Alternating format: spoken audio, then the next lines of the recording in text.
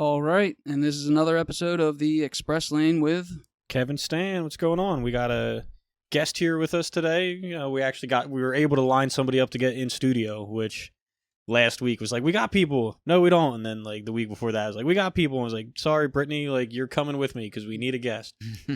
We got Daniel with us today. So Yeah. it's a friend of we're about to launch into how you and Philly Billy got linked up, because that's the reference for getting you on here was from Billy. Yeah. So we met in college at Temple University. He was good friends with my good buddy from high school, Danny Tufts. And so when I got to Temple, I hit up Danny. He was like, dude, we're having a party. And then I see this 6'7" dude. He's just like running the show, having a blast. And we hit it off. We were good buddies and best friends pretty much since. Nice. Yeah, he's a good dude. He answered the call. I put out the call. I'm like, yo, anybody wants to come on? It's summertime. It's hard to get people. They've got jobs and shit. Yeah. And this, we're just starting out, so no pressure on coming. And he's the first one to hit a, hey, I think I have this guy. He's really interesting. Boom. And hit you up, and here you are. It's awesome. Yeah, happy to make it. Yeah, and it worked out. I got a showing after this in like 15 minutes from here. So. Oh shit! All yeah, right. Two birds, one stone. Why Exactly. not? It was meant to be. All exactly. Right. Yeah. So I mean, for your audience, my name is Daniel Evenchen. All my boys call me Izzy, short for Israel, because I grew up in Israel. Moved here in 9th grade. I actually came here like 2 weeks before September 11th. So it was a pretty fucked up kind of feeling, because we left Israel and obviously all the terrorism that takes place there, and we get to the U.S. and you feel like shit, we brought it with us. Yeah, like you would think like, oh, we're getting out of that kind of situation, and then that's pretty crazy to have it 2 weeks later. You're like, oh, like did we leave? What the hell's going on? Yeah. That's crazy, because like we I think that's just gonna kind of be our theme, because we're that age bracket where it happened when we were in high school, so it's gonna, like, how old are you? I'm 35. Yeah, so I'm 36. He's 32. Yeah. So it's just gonna be like because we've talked about that before, where we were at, how it affected. So that's pretty interesting. It's like the one of the unifying things of like our generation is really like you remember where you were and what was going on around when that happened. Yeah. But you got to think like our parents, they probably like JFK or like shit like that is something that you're like, oh shit, like I was 5 and I remember seeing that on the news or something, where our thing it was 9/11, which kind of nuts, but yeah. So what's like living in Israel? Well, I grew up there. I was born in Framingham, Massachusetts, and then when I was a few months old, moved to North Jersey, and was in Bergen County, Ramsey. Whoa, we know that. Joey Diaz. Yeah, Joey Diaz is Joey Diaz. Comedian from Bergen. He's fucking hilarious. Yeah. And when I was 7, I moved to Israel, and I was there until I was 14. So obviously, were formative years, but I was relatively young. I was still in the house, didn't have a license, didn't really get to explore Israel as an adult with his own independence and money and everything else that comes with that. So, I mean, growing up in Israel, definitely really free environment, because the type of crazy shit that happens in the U.S., like school shootings and kidnappings of children or like child molestation, just doesn't exist there. It doesn't really happen. So I remember I would, like, summertime, I would leave at 9-10 a.m. and not come back until it was dark. And I'm not seeing that nowadays. Maybe when you guys grew up in the States, it was kind of like that here, right? It's pretty much like I remember like we had a big bell on the front porch that like you could hear from a block or two away. It's like, oh, dinner bell, like time to head back home. Yeah. I mean, I'm not seeing that. Maybe because I'm in the city too. Yeah, and like I lived in Maine for a little while, and then PA, but like Coatesville, like rural-ish area. So we'd be out fishing or playing or whatever. Sure. So Yeah, I mean, when you're in a rural life. area, it's different. But I'm seeing, like, now that I have 2 little kids, I have a 2.5-year-old daughter and a 1-year-old boy. So I'm interacting with more parents than I really ever have in my life. And it's like, I personally, in the city, I wouldn't let my kids roam around from morning till night and just do their own thing, because they're going to get into some shit that I don't want them getting into. Yeah. So, yeah, I mean, but it was fun. It was a lot of fun growing up in Israel, and we ended up leaving. I have an older brother. He's 3 years older than me. And my parents were like, Army's mandatory there, and they didn't want us going to the Army. So if John, my older brother, goes, then by the time he's done 4 years, I'm going in. So then we're there for 8 years. So my parents were like, let's just head out before John has to go to the Army, and we moved to Lower Bucks. And that's right, like when we came 2 weeks before September 11th. Now, if you were, say, you wanted to move back to Israel, would you have any problems? Like, oh, you're living here, but you didn't, like, we have a record of you from before and you didn't do your mandatory service. Would that be an issue? I came back to the States at the age of 14. And then I didn't go back to visit until I was 20. When I was at Temple University, I went to visit. I went for the whole summer for 2 months. So as soon as I get in, I mean, Israel is a well-oiled machine. The operation there is unlike any other place I've been to in the world, and I've gotten my travel in, but they immediately knew who I was. They knew I left at 14, and they were like, you got to go to the, Army, the Army representation within 3 days of being in the country, or we're going to come find you and arrest you. Oh, so, wow. And I wasn't 20, I was 18 or 19 actually. So I went, and they basically gave me a card and said, you can be in Israel for up to 120 days visiting, but if you stay for more than basically 4 months, then you're going to have to enlist in the Army.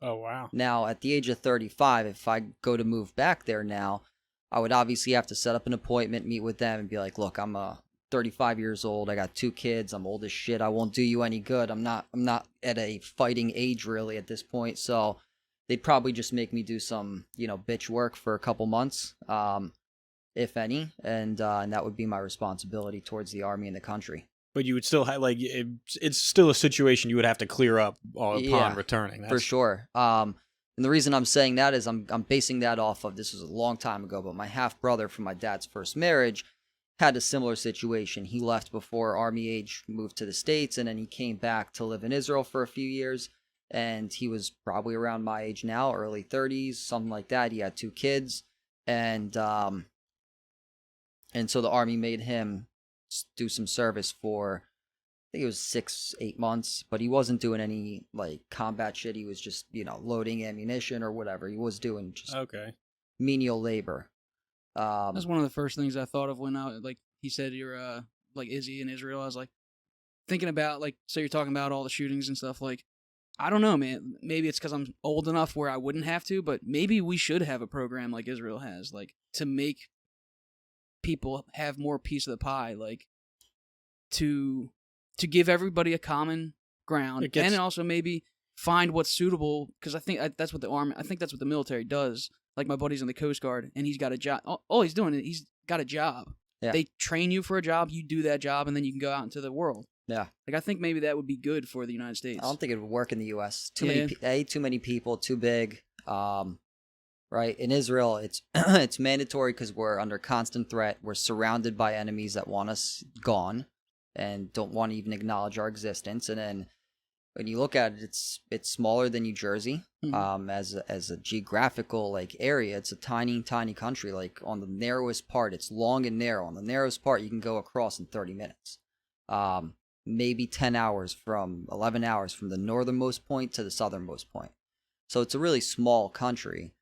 And I didn't check recently, but I mean, 5-6 million Jews in the entire country. So it's not a very, very populous state either. The size factor of the U.S. is really what the mitigating factor would be. Because there's and you look at other countries, like I think South Korea has a mandatory military service, and that's kind of a similar situation with Israel, where they got this looming threat right there. North Korea, a bunch of fucking nuts right at their border. So when you have a situation like, I honestly don't think anybody would have the gall to ever, as a country, speaking of 9/11, right? You might have a terrorist organization that would try to pull some shit like 9/11 again, but as a country, I don't think anybody would dare go to war with the U.S.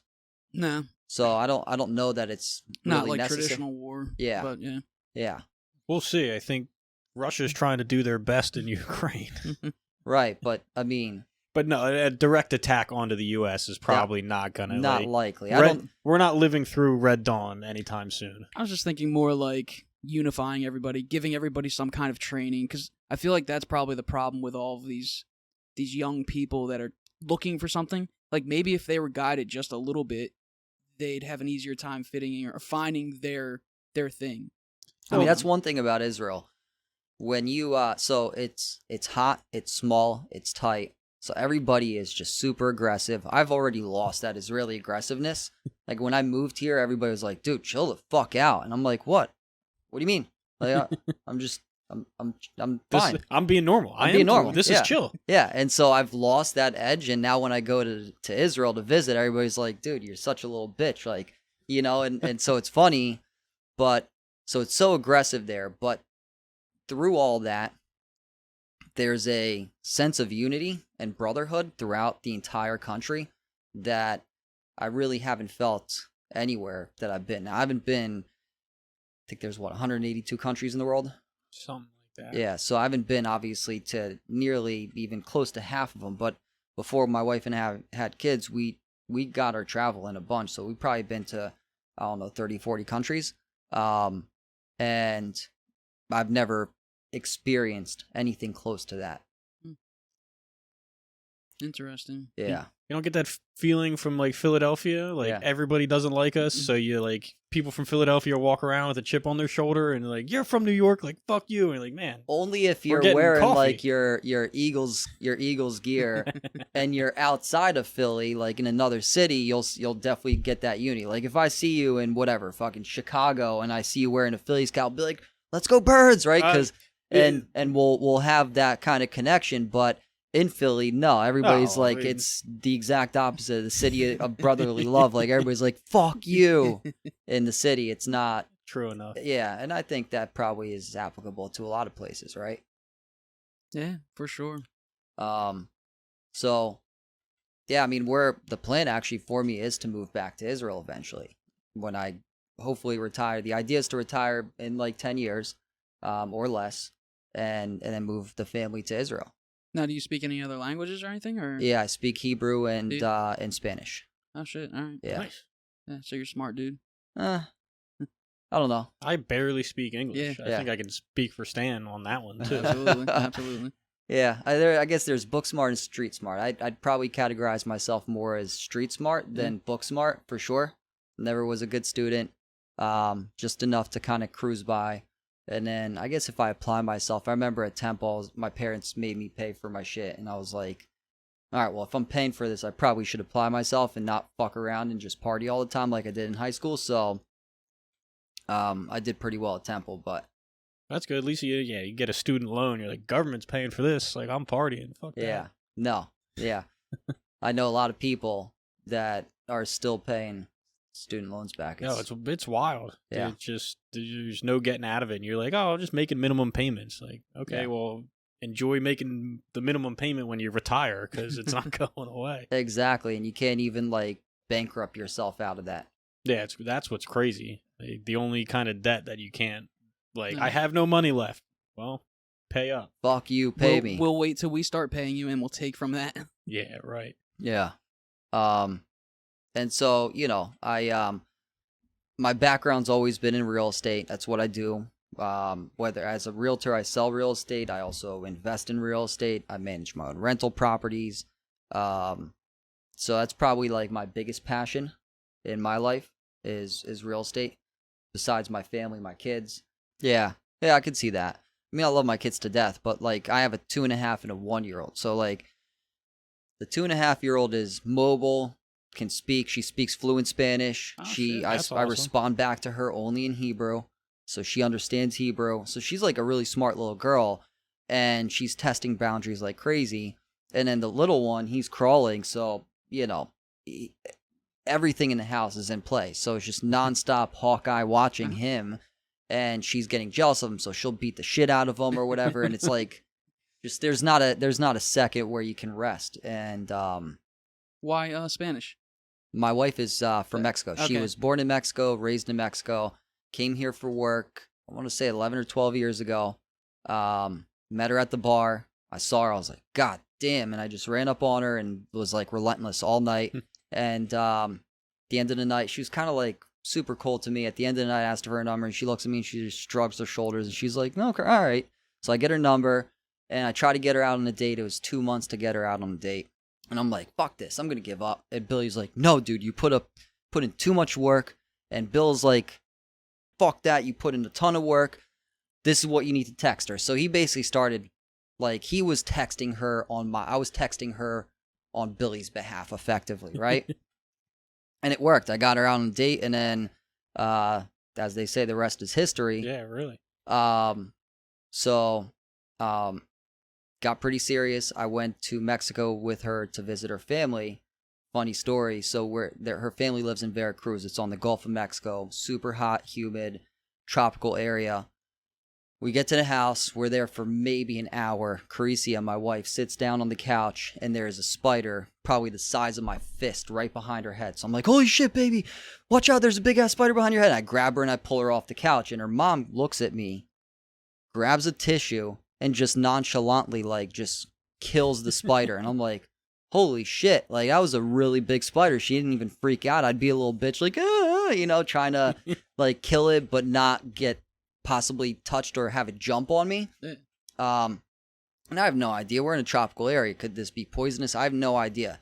And then they start yapping in Spanish, and they're laughing it up. And I'm like, babe, protect my honor. And she's like laughing. She's like, no, I'm not saying shit. I'm like, that's fucked up. I need to learn Spanish. So I made it a mission. I didn't know any Spanish prior to that. That was going to be my follow. Is like, how much Spanish did you know before I probably dating her? knew like 2 curse words, like puta and yeah, probably like that, and pendejo. That was like the 2 curse words I knew from working in the restaurant industry as a teenager.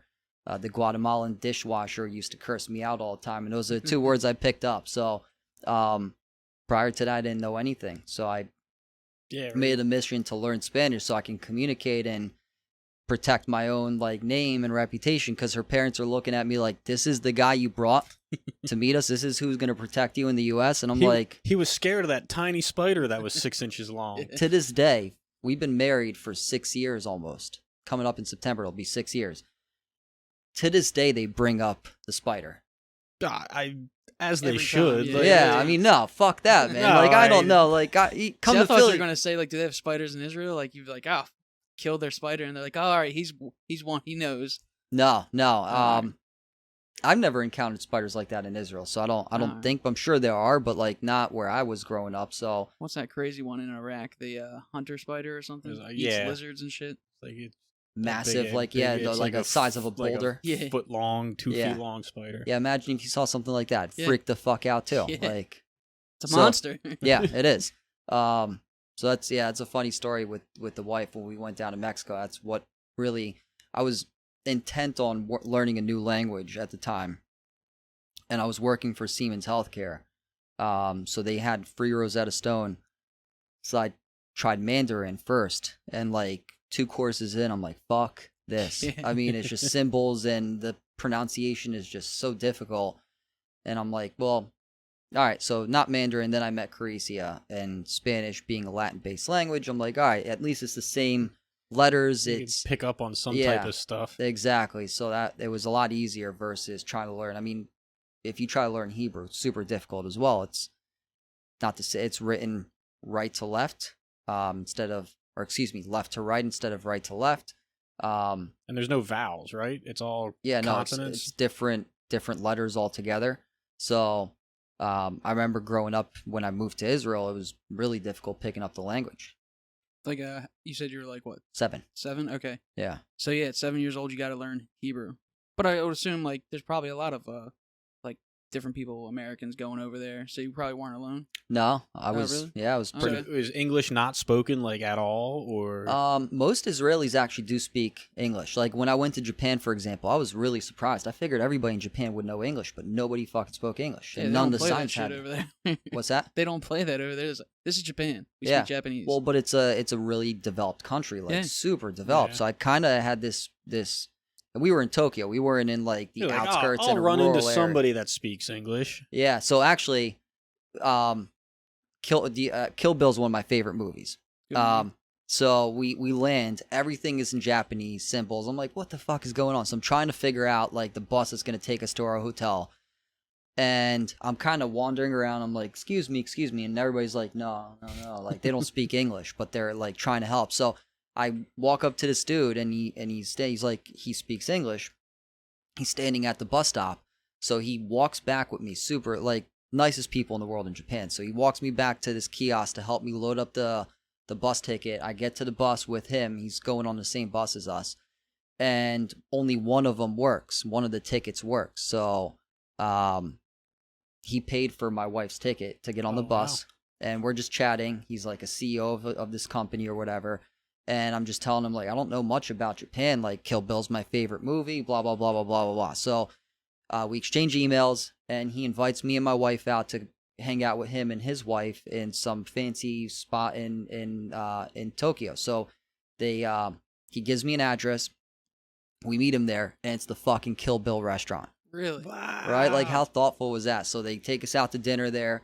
It was really, I was like, wait, I know this spot. Where did I know this spot from? And I was like, oh shit, it's the Kill Bill restaurant where she like slays Kills it. 100 The crazy 88. Yeah. So we had a chance to dine in that Damn, restaurant. cool. That is cool. That is awesome. So we sent him a fucking thank you package with like all shit Philly, like Rocky and shit like that. And like nothing, no response, nothing. But he had like this little heartfelt thing where I can't remember exactly what it was because we were drinking sake. I'm not a drinker, so I was getting fucked up. I was like, this is awesome. And he was like, we never had kids. And when you come to my country, I want you to feel welcome and feel like well taken care of, blah, blah, blah, blah, blah. Like, it was just a really, really nice gesture. Super nice. Damn, And so there's good people out there, huh? Yeah, everybody was super helpful. This one girl, we were trying to figure out the subway. She missed her stop to like help us find where we need to go. Damn. Yeah. That's something that kind of like speaks to me, where I've always had an affinity just to like talk to people. Like I say, like talking to strangers is one of my favorite things. Or like I'll talk to anybody. Like I don't know how you were, or like when you were going and like drinking. Like, would you go to a bar? If you go to a bar by yourself, are you sitting at the corner where nobody is, or are you sitting right next to somebody like in the main part of the bar? No, I'm standing up against the wall. See, because I'm just like, I'm here alone, so I'm just going to sit down, and there's going to be somebody near me. I'll start a conversation. And that's the kind of thing. It's like, you never know what you're going to get when you start talking to somebody, and you end up at the Kill Bill restaurant. Yeah. Because there's good people out there. That's awesome. Yeah. I mean, in my younger age, I'd probably be in the corner. Now, I'm more confident in myself and just care less, quite frankly. I'm working on it. So I probably would be, and just to, if I try, like, I don't see a situation where I would be traveling by myself anymore anyways, but should that arise, it's probably what I would do. See, I think when he's like, oh yeah, we're going to go out, and he gives you an address, and it's like, oh, they're just going to take your kidneys. Like, that's the way I was going with the story. Yeah. I was like, but no, that's awesome that there's good people out there still. Yeah. Like, because I'm always on the pessimistic or, other side of that. Yeah. Working on it, though. I mean, my mom is always like this as well, so I think I'm naturally also very suspicious of people. Like, when I got here, right, it's a kind of an odd setup. You got a building in the front. It kind of looks, a little wooded area. I'm like, what if they just fucking lock me up here and like throw me in a dungeon? Like, nobody even knows that I'm here. I didn't even have a chance to call Billy and be like, dude, I'm going to do the podcast. Like, I didn't have a chance to do that even. So I'm always very suspicious as well. And then I get in here and it smells like fucking paint thinner because you're spray painting. I'm like, they're trying to get me high here.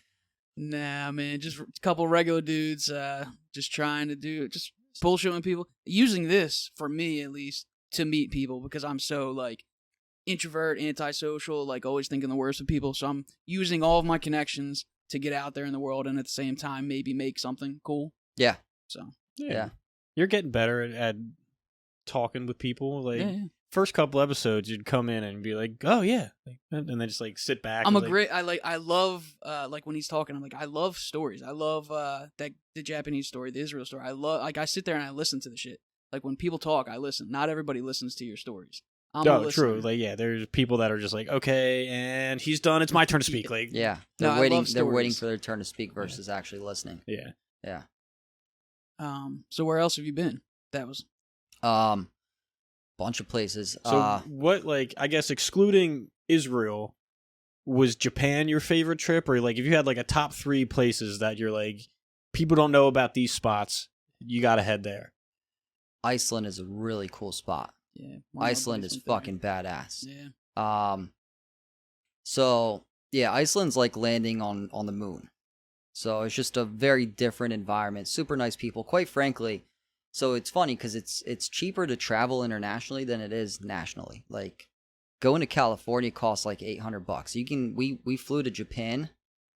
So we it was our honeymoon. So we did Hawaii for 4 days, Japan for 4 days, all hotel, flights, and not food. All hotel and flights included for $2,000 for 8 days. Like you're renting an Airbnb for that, and right at the shore. Yeah. So like it's a lot more affordable to go to Japan. In fact, we were supposed to go in May of 2021 because we found tickets for $300 round trip. Damn. And then like Spirit Airlines with the luggage. Like, how were you sitting for $300? I don't. My wife is amazing at finding deals. So and then obviously David comes, my boy, and we're like, oh fuck, well that's scrapped. So we didn't get a chance to go again. Weird question: is your wife Jewish? No. Okay. No. That's why I want to move to Israel, so my kids have a connection to Judaism and Israel. That they likely won't get here. And I mean, I'm not a great Jew. I'm a terrible Jew by the standards of how you should be. Well, I feel like all the good Jews are like the ones that are like, look, I'm Jewish, but not crazy serious about it. Yeah. Well, I mean, I don't even like carry the tradition really, and my wife doesn't know them, so it can't be incumbent on her. It's got to be the woman, right? And that's why you're technically not Jewish unless your mother's Jewish. So that was the idea behind moving back to Israel, so my kids have that connection, have that knowledge of the traditions. The country thing. So Japan's a really cool spot. I really liked it there. Best food trip I've ever been on was Thailand. The food out there was just off the hook. I mean, we never went to like a 5-star restaurant. All street food, super cheap. You'll spend $5 and you'll be full all day, and everything is just banging. That's the stuff I like, because if you go to a 5-star restaurant in Thailand, it's probably not that much different than a 5-star restaurant in the U.S. Like the selection of food different, but the service and like the quality of things is probably like all pretty par across the board. But that street food and those kind of vendors, that's the stuff that like I'll sit here and I'll go full fat kid talking about all the shit that I want to eat. Yeah, and it's funny because I have a weak stomach, so when we got back from Morocco, I had to get hospitalized because my stomach, was in just excruciating pain, throwing up, and the doctors did X-rays and all types of shit, ultrasounds, and they're like, we don't know what the fuck's going on. They just gave me morphine to make me stop screaming. I woke up and pain was gone. So my wife was like, I don't know if you should be eating the street food here in Thailand. Like, remember what happened from Morocco? You had to get hospitalized, and I'm like, well, from what we read, everything we got to do is street food. So we did, and I didn't get sick. It was everything so delicious. Thailand, I went there with my wife, and I really kind of wish I went there as a single dude with my boys, because it is like Vegas on steroids. I mean, more than steroids. I don't even know what the next level beyond steroids is. It was just crazy partying. I remember I was sitting at a bar. My wife is right here in front of me, and it's like a C-shaped bar. So there's another section to the bar where you are, Stan, right? So I see this Asian girl, and she's I guess she's Thai. I mean, I can't assume because you're in the Southeast Asia Pacific area, or not Pacific, Southeast Asia area. So they could be from another country, but presumably a Thai girl. But she's looking at me. She sees that I'm there with my wife. She's smiling, winking at me, and she just pulls her titties out and starts jiggling them. And I'm like, oh shit. And then Caricia turns around. She pulls her titties back in. I'm like, and I remember telling my wife, one of my bucket list items that have never been checked off is I want to have a threesome. And I'm like, babe, do you have a threesome with me? And I'm like, oh, she just pulled her titty out. Come on, let's do it. And she was not having it. So I'd given up on that dream. Yeah. But Thailand was a lot of fun. Being there with my wife won't ever watch this probably. So a somewhat more uptight woman who, I love her to death. She's my wife. She's my partner, most supportive person in my life. But if I was young and single with like my boys, it would be probably a lifetime type of trip. You still had a good trip, but it's just the atmosphere of the trip is different. It's different it's like more appropriate to go with your boys when you're, single and young. That's what my buddy actually, he's a real estate agent too, and he went over there with his wife.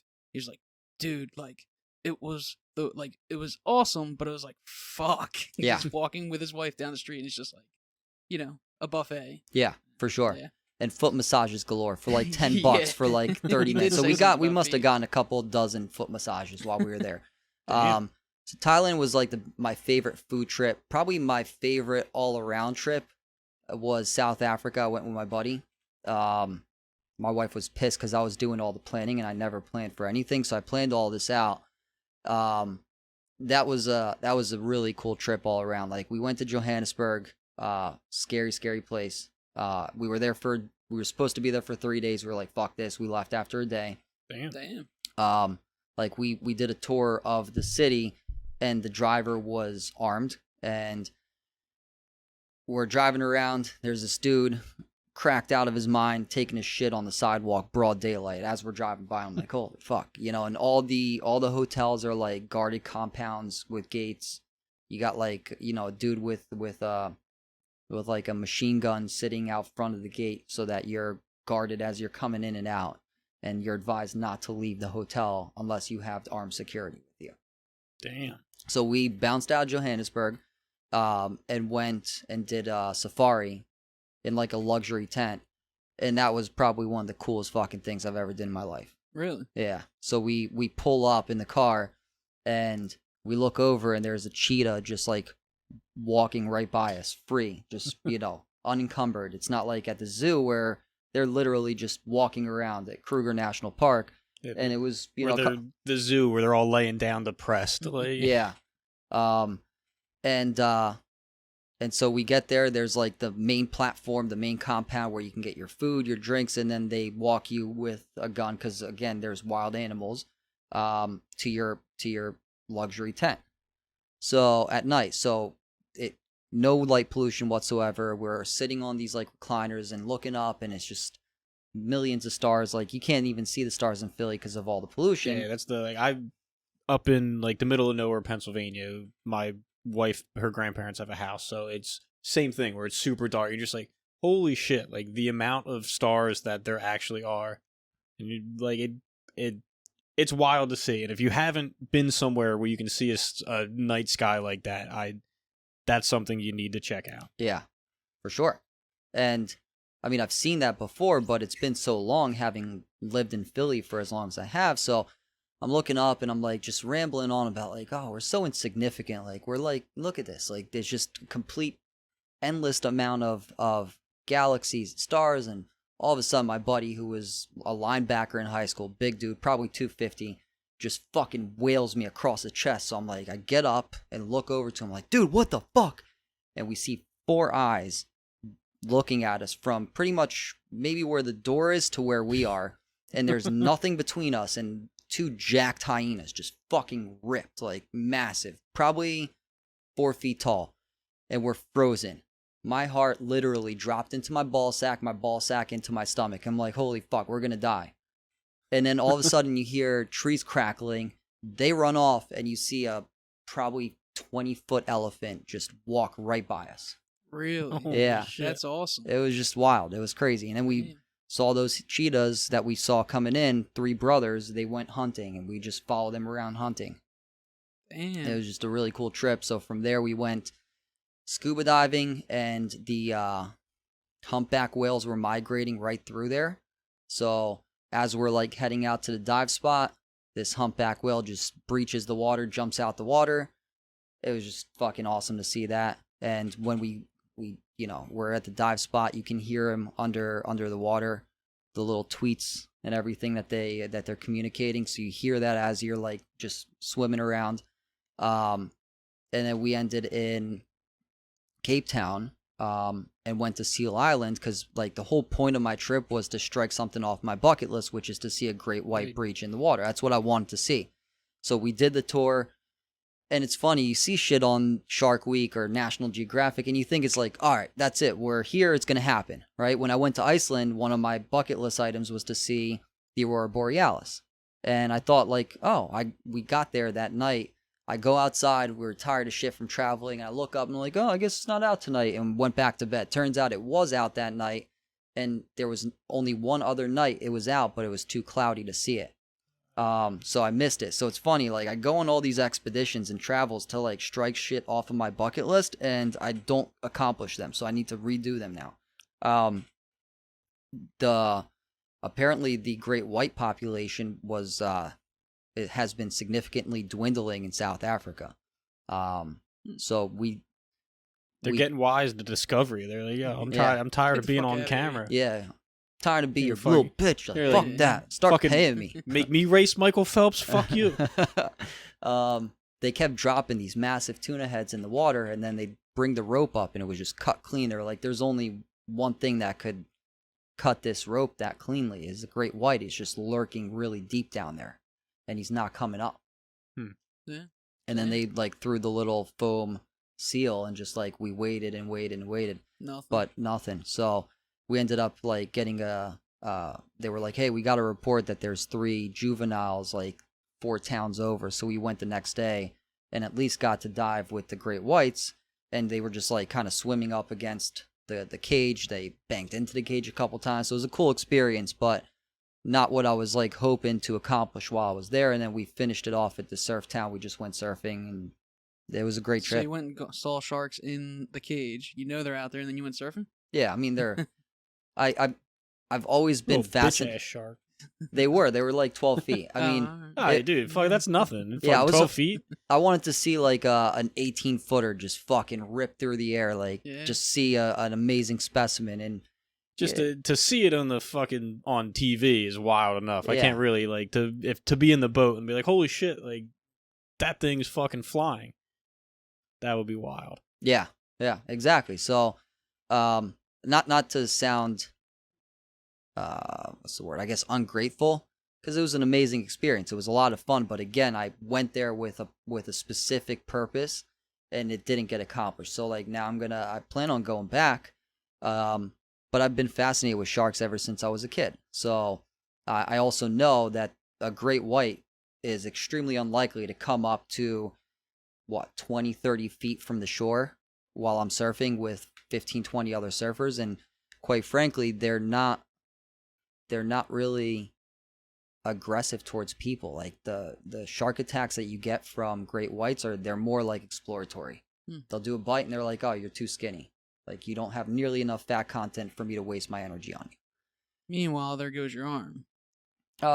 Potentially, but it's again extremely unlikely. And then more of the attacks are going to be either like bull or tiger bull sharks. Yeah, bull or tiger sharks, yeah. That's funny. Like you just have a very particular, like dead on. I went for my bucket list. I didn't get to see just a thing. Also, not scared of them because I read the stats. Like very personality trait that you got. But that's. Yeah.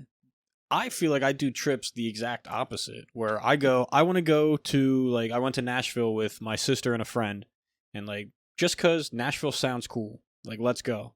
And then I got back, and I was talking with, like, my wife, Brittany, and everything, and she was like, well, I think I want to go. I was like, oh, cool, you want to go? Like, I want to go back, because now I have I want to do this, that, and this in Nashville. Like, I have a specific thing I want to do.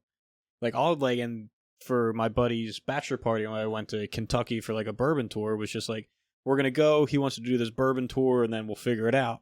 Now I'm like, I want to go back to Kentucky. But again, like I want to take the same trip with a plan the second time. Like I like to go and just be like, what is this like? And then be like, all right, now I got to go back and do it the right way. It's funny because I also know like life is so short. World is really big. So it's tough to redo stuff as well, especially when you're traveling abroad or like if you're international, far places. So it's like when I know I'm going somewhere, I take the time to look up some stuff. If I'm going by myself, like South Africa, it was me and my best friend that went. So I researched as much as I could to get the most out of that trip because it's a 16-hour flight. I'm not sure I'll be able to do that again. And in case I don't, I want to make the most out of it. So I hear you, and I kind of... No, it makes sense. Yeah, I think kind we're of... just different philosophies. Well, a little different going to Kentucky, South Africa. Well, yeah, I'm sure. Yeah. But I live on like, let's wing it. That's kind of my motto. Yeah. But if you go somewhere pretty far, you know, I'm not the biggest researcher and planner. So my wife does most of the planning and researching if we're going somewhere together. But generally speaking, I found that those trips, when you plan and you do stuff intentionally, you get a lot more out of the trip. But I used to be like you, where I would just want to go and wing it and like meet somebody and they'll tell me about cool shit to do in the area because they're locals. Yeah, that's like, I like going to places and then finding like, you talk to your Uber driver now before there's like cab drivers or whoever and be like, what's a good place to go to that locals like? Like, don't give me the tourist spot. I've seen reviews. I'm like, oh, this like it's like coming to Philly, like Pat's and Gino's cheesesteak. Where really you come to Philly and you ask somebody from around here, you're like, don't go there. Like, go to this mom and pop like Italian deli. Like, they'll make you a good cheesesteak. That's why I like to go and be like, what are you people like? You're the ones that live here. Like, you would know what is actually like decent. And that's how I used to travel. Before I met my wife, and then started going places with her, and she would plan and research stuff, and then I'd have a great experience. So I'm like, we found a really nice balance where we would do stuff that we researched and planned and kind of decided we want to get this in, and then leave some open space for us to just kind of have some flexibility. And again, always going when you're traveling, having the mind state of nothing set in stone. We're here to experience life and experience the world and experience whatever culture we're visiting. Mm-hmm. So if we don't accomplish what we wanted to accomplish, it's not a big deal. Traveling nowadays is so much different, though. We used to go and like fucking hit everything hard. Like, we weren't resting. Like, vacation for us wasn't like sitting on the beach or chilling out. Oh no, that like if I'm gonna spend money, I can do that close enough to home. Like, I'm not spending money to go sit on a beach somewhere. Yeah, now I am. Now I am. Now I'm like, if this place has a place that will watch my kids, I will fucking sit by the beach or by the pool and do nothing and just fall asleep. Like, please give me an hour to sleep. Cause like I'm finding myself searching for words all the time and just being so sleep deprived that I'm like a shell of the man I used to be. And we're not like, we haven't traveled since we had our daughter the way we used to, so. Only lasts a little while. Yeah, we'll see. Yeah, unless you have a third one. They get old enough to... Yeah, my wife wants a third one. I'm like, fuck that, I'm done. I'm gonna go get snipped and just shoot blanks and be like, I don't know what's going on, babe. I don't know why we're not getting knocked up here. Definitely keep trying. I don't even think you can. I think, like, get snipped, like, you're married, you need her permission to get snipped, I think. I doubt. No, there's no way. It's my body. Like, that'd be like telling a woman that she can't have. Well, actually, I don't know. Yeah. So that's a fucked up situation right now. Not probably the best analogy, but yeah. No, I don't think so. Can't imagine that be the case. I think it might be. If it is, it's fucked up. I feel violated. I feel like emasculated. Yeah. So how was Mexico though? Like on your trips? Like we've been a bunch. Obviously, our family's there, so we what we've been doing since we had the kids is we'll fly to Cancun because it's one of the few spots that you can fly direct from Philly, which it's a 4-hour flight with basically two toddlers.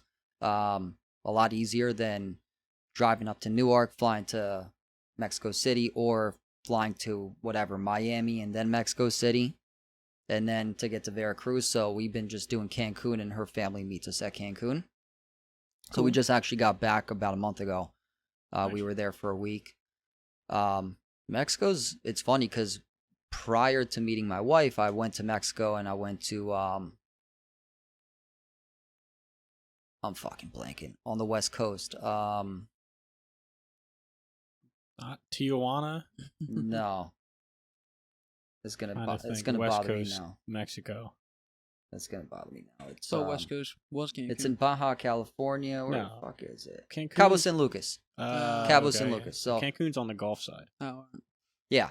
I'm not a traveler. Cabo San Lucas. So highly Americanized, very touristic.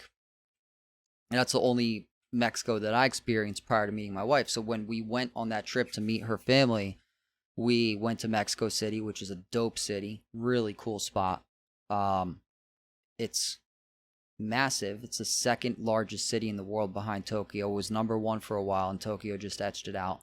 Could you feel the altitude in Mexico City? Because it's on a mountain. Yeah. It's up there. It is, yeah. And so when we would stay at her friend's place, and she lives in this condo, and it's stairs, no elevator, 3rd floor. So we're like carrying our luggage going up the stairs, and I'm like, holy fuck, I'm winded. What the fuck?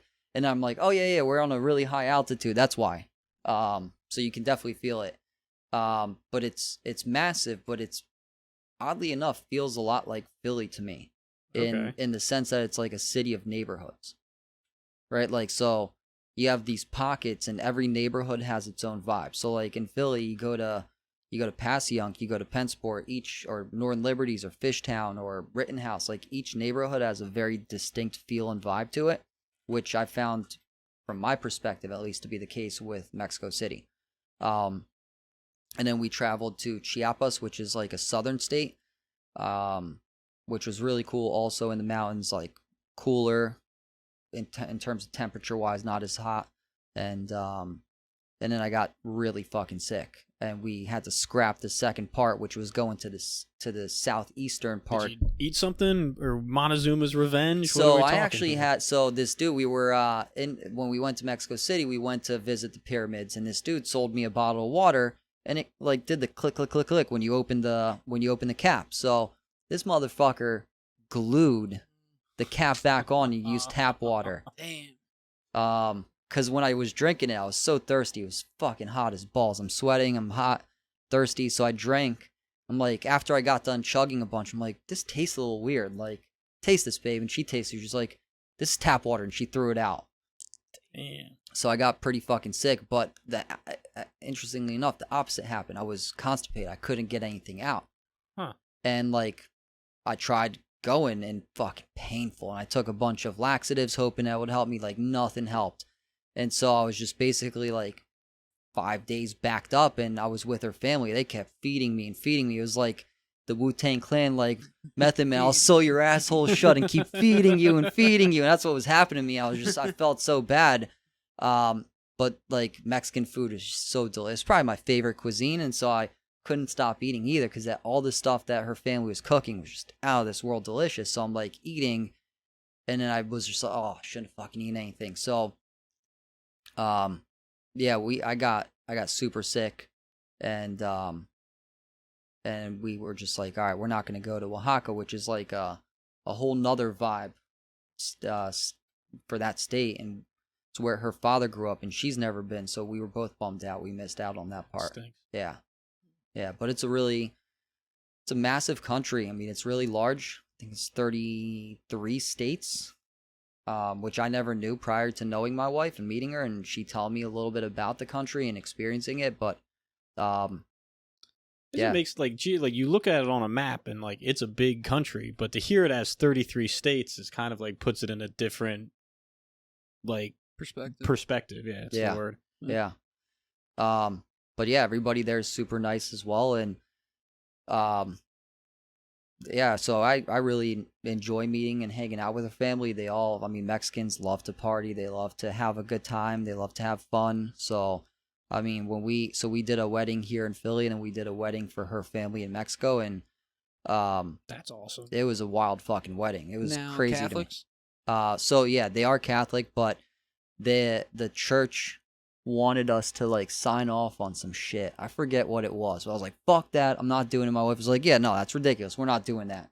And whatever it was, whether it was like, I will either vow that my kids will be raised Catholic, or that I will become Catholic, whatever it was some ridiculous shit. We're like, fuck that. So we just did a like authentic Mexican wedding without the church part. Yeah. Which was pretty fucking wild. That sounds awesome. Yeah, It sounds like a party I want to be at. It was a lot of fun. I mean, some of their customs, I was just like, holy shit. So they have everybody, like, so first things first, you start off, you stand there with your wife, and everybody comes up and greets you. It was a 200-person wedding. And everybody is either an aunt or an uncle or a cousin. So everybody comes up, kiss you on the cheek, they introduce themselves, and then move on. So I'll give you the highlights, the 3 things that I found to be pretty fucking crazy. So and I have videos of it, actually. I'm happy to show it to you, but it's pretty fucking hilarious. So they blindfold me, form a circle around me, and all the dudes grab me like a rag doll and start dancing with me. So I'm blindfolded, being like tossed around in circles, being like danced with. So they get me all discombobulated, and then I gotta go and feel guys' faces and pick somebody. So I like pick my brother-in-law, who when I first met him, he was like, if you ever hurt my sister, I'll fucking kill you. That's like, he probably Google translated that because he doesn't know any English, and found a way to say that to me in English right before we left. So I pick him, and then he gets up on a chair and has to chug a bottle of, I think he had tequila. So he chugged a whole bottle of fucking tequila.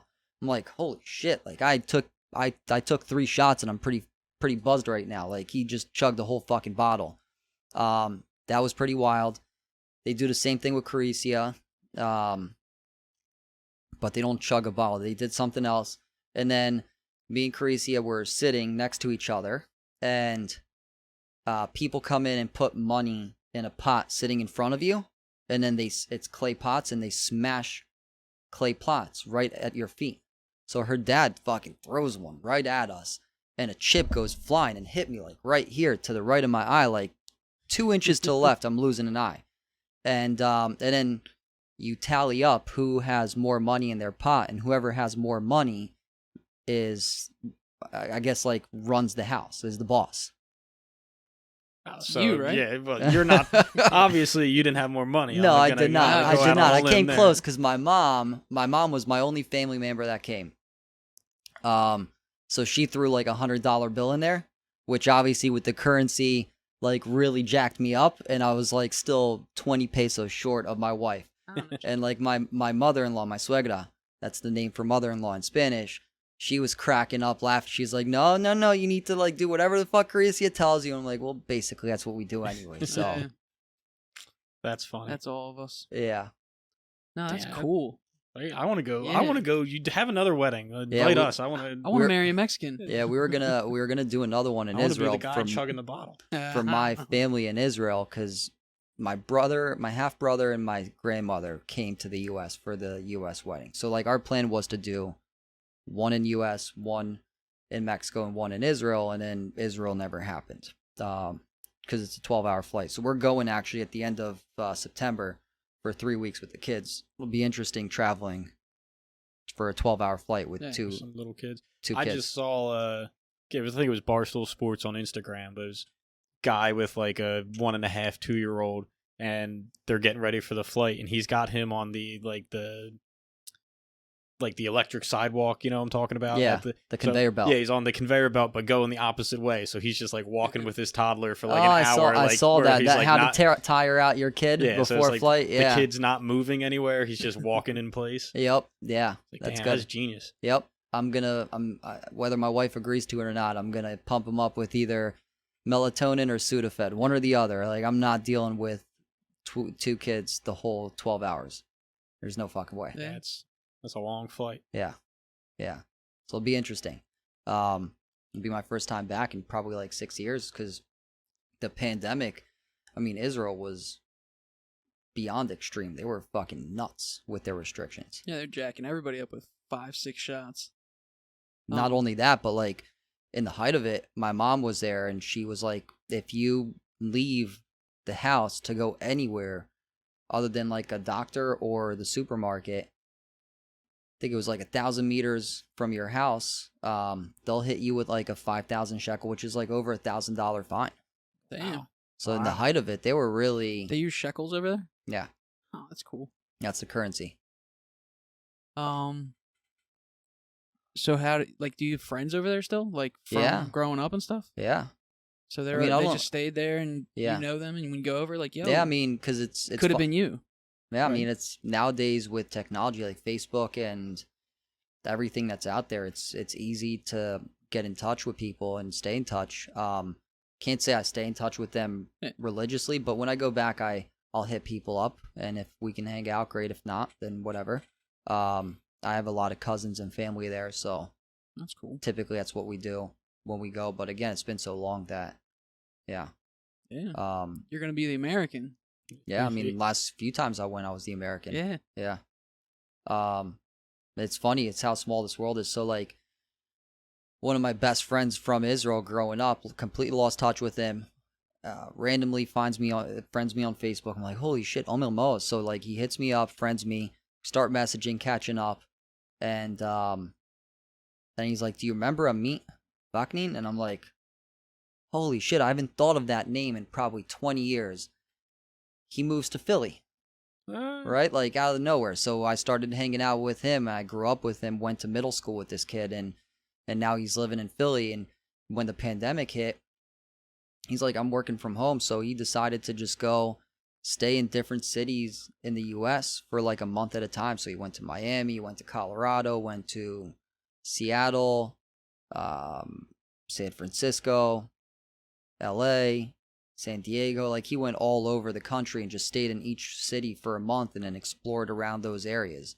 Damn, that's cool. Yeah. That is one of the neat things, like, working from home is, if you want to, like, especially if you're single like that, and you're like, I don't need to be like in Philadelphia for this job. Like, I can do this job from fucking Colorado in the mountains. As long as I'm So in they the same time zone. So then he went to Mexico and he's traveling around Mexico, and I was like, dude, where are you in the world now? And he just told me he's going to Costa Rica.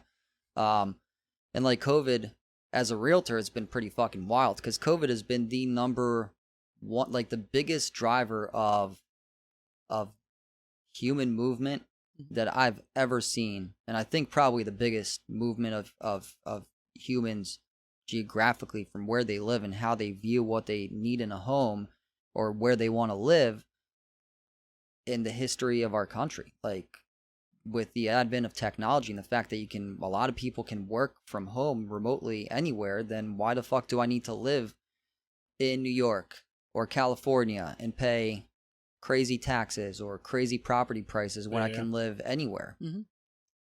Now, did you find, like, I feel, because I know a few realtors, like, at first, when it first hit, I feel like they were like, oh shit, this is bad, because they, couldn't see anybody. You couldn't take anybody to houses. And then it turned to like, holy shit, this is the most lucrative time.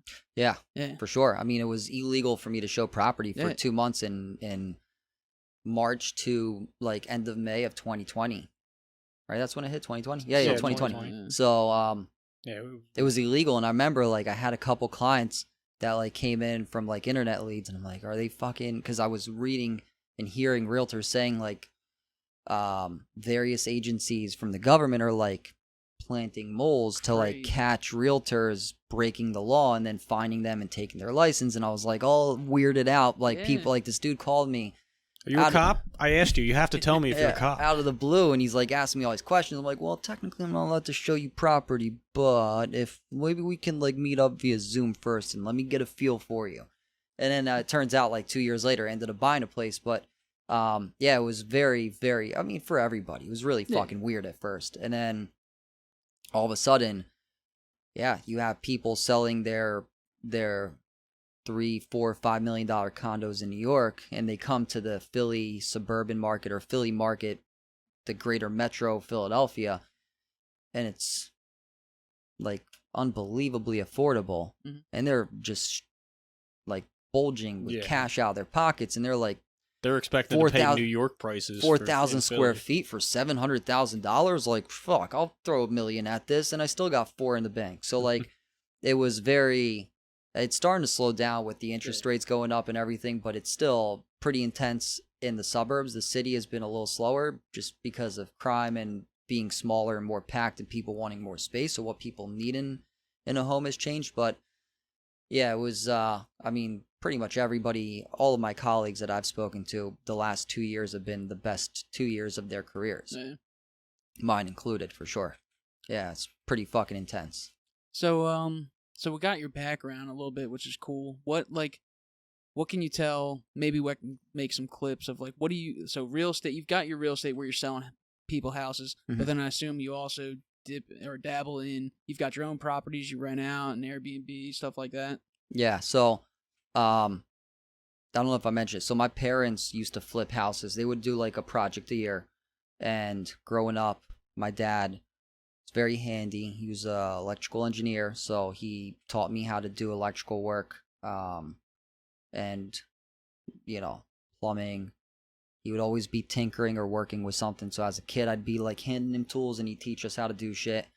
And when we were like, teenagers, he'd give me a sledgehammer. I'm fucking glad to take all my pent up energy and frustrations out on demoing a wall or whatever. So they had us involved in their flips, and then when I got a little older, we started managing the projects for them. And then we started buying investment properties as a family. So I obviously didn't have enough money to buy my own, but my parents were, so I was the one that was running around looking for stuff, searching for stuff, helping them find the deals and help them manage the rentals. And then I got to a point where I had enough to buy my own, and then started buying properties. 2011 or 2010 was the first place I got. So now I have 12 properties, 12 properties, 15 units. They're all, for the most part, single family residences, long-term rentals. I have a little beach condo in Brigantine that I do Airbnb while we're not there. And that's why I'm so passionate about it, because I see the benefits of owning property. And a lot of people have this misconceived notion that you need a ton of cash to be able to invest in real estate, but it's given me at 35 financial independence, where these properties are effectively paying me a salary. And as long as you structure the deal properly and you have somebody guiding you who knows how to help you structure deals, if you don't know it, there's so many resources and information out there that you can really, if you're interested, you study it, you learn it, you kind of start knowing what to look for, and then you can make that happen. And it's a process. Everybody wants to get rich quick, right? Like cryptocurrency. I got into it. I bought some Bitcoin. It was fucking 62,000, and now it's like, I probably lost 2/3, but I didn't put a ton. I was like, whatever. If I lose this, I'm putting enough where I feel comfortable losing it. But like slow and steady, it wins the race in my eyes. So investing in real estate is probably the number one thing I'm most passionate about. Nice. So you got your little empire. You're building. Trying to build it. Yeah. Cool. Now, and correct me if I'm wrong, part of the backstory was there was an attempted rap career. I mean, that's what Billy and I did in our Temple days. We would drink, I'd smoke a lot, and we would just fucking freestyle. And then my brother, who was at the Art Institute of Philadelphia, met this dude.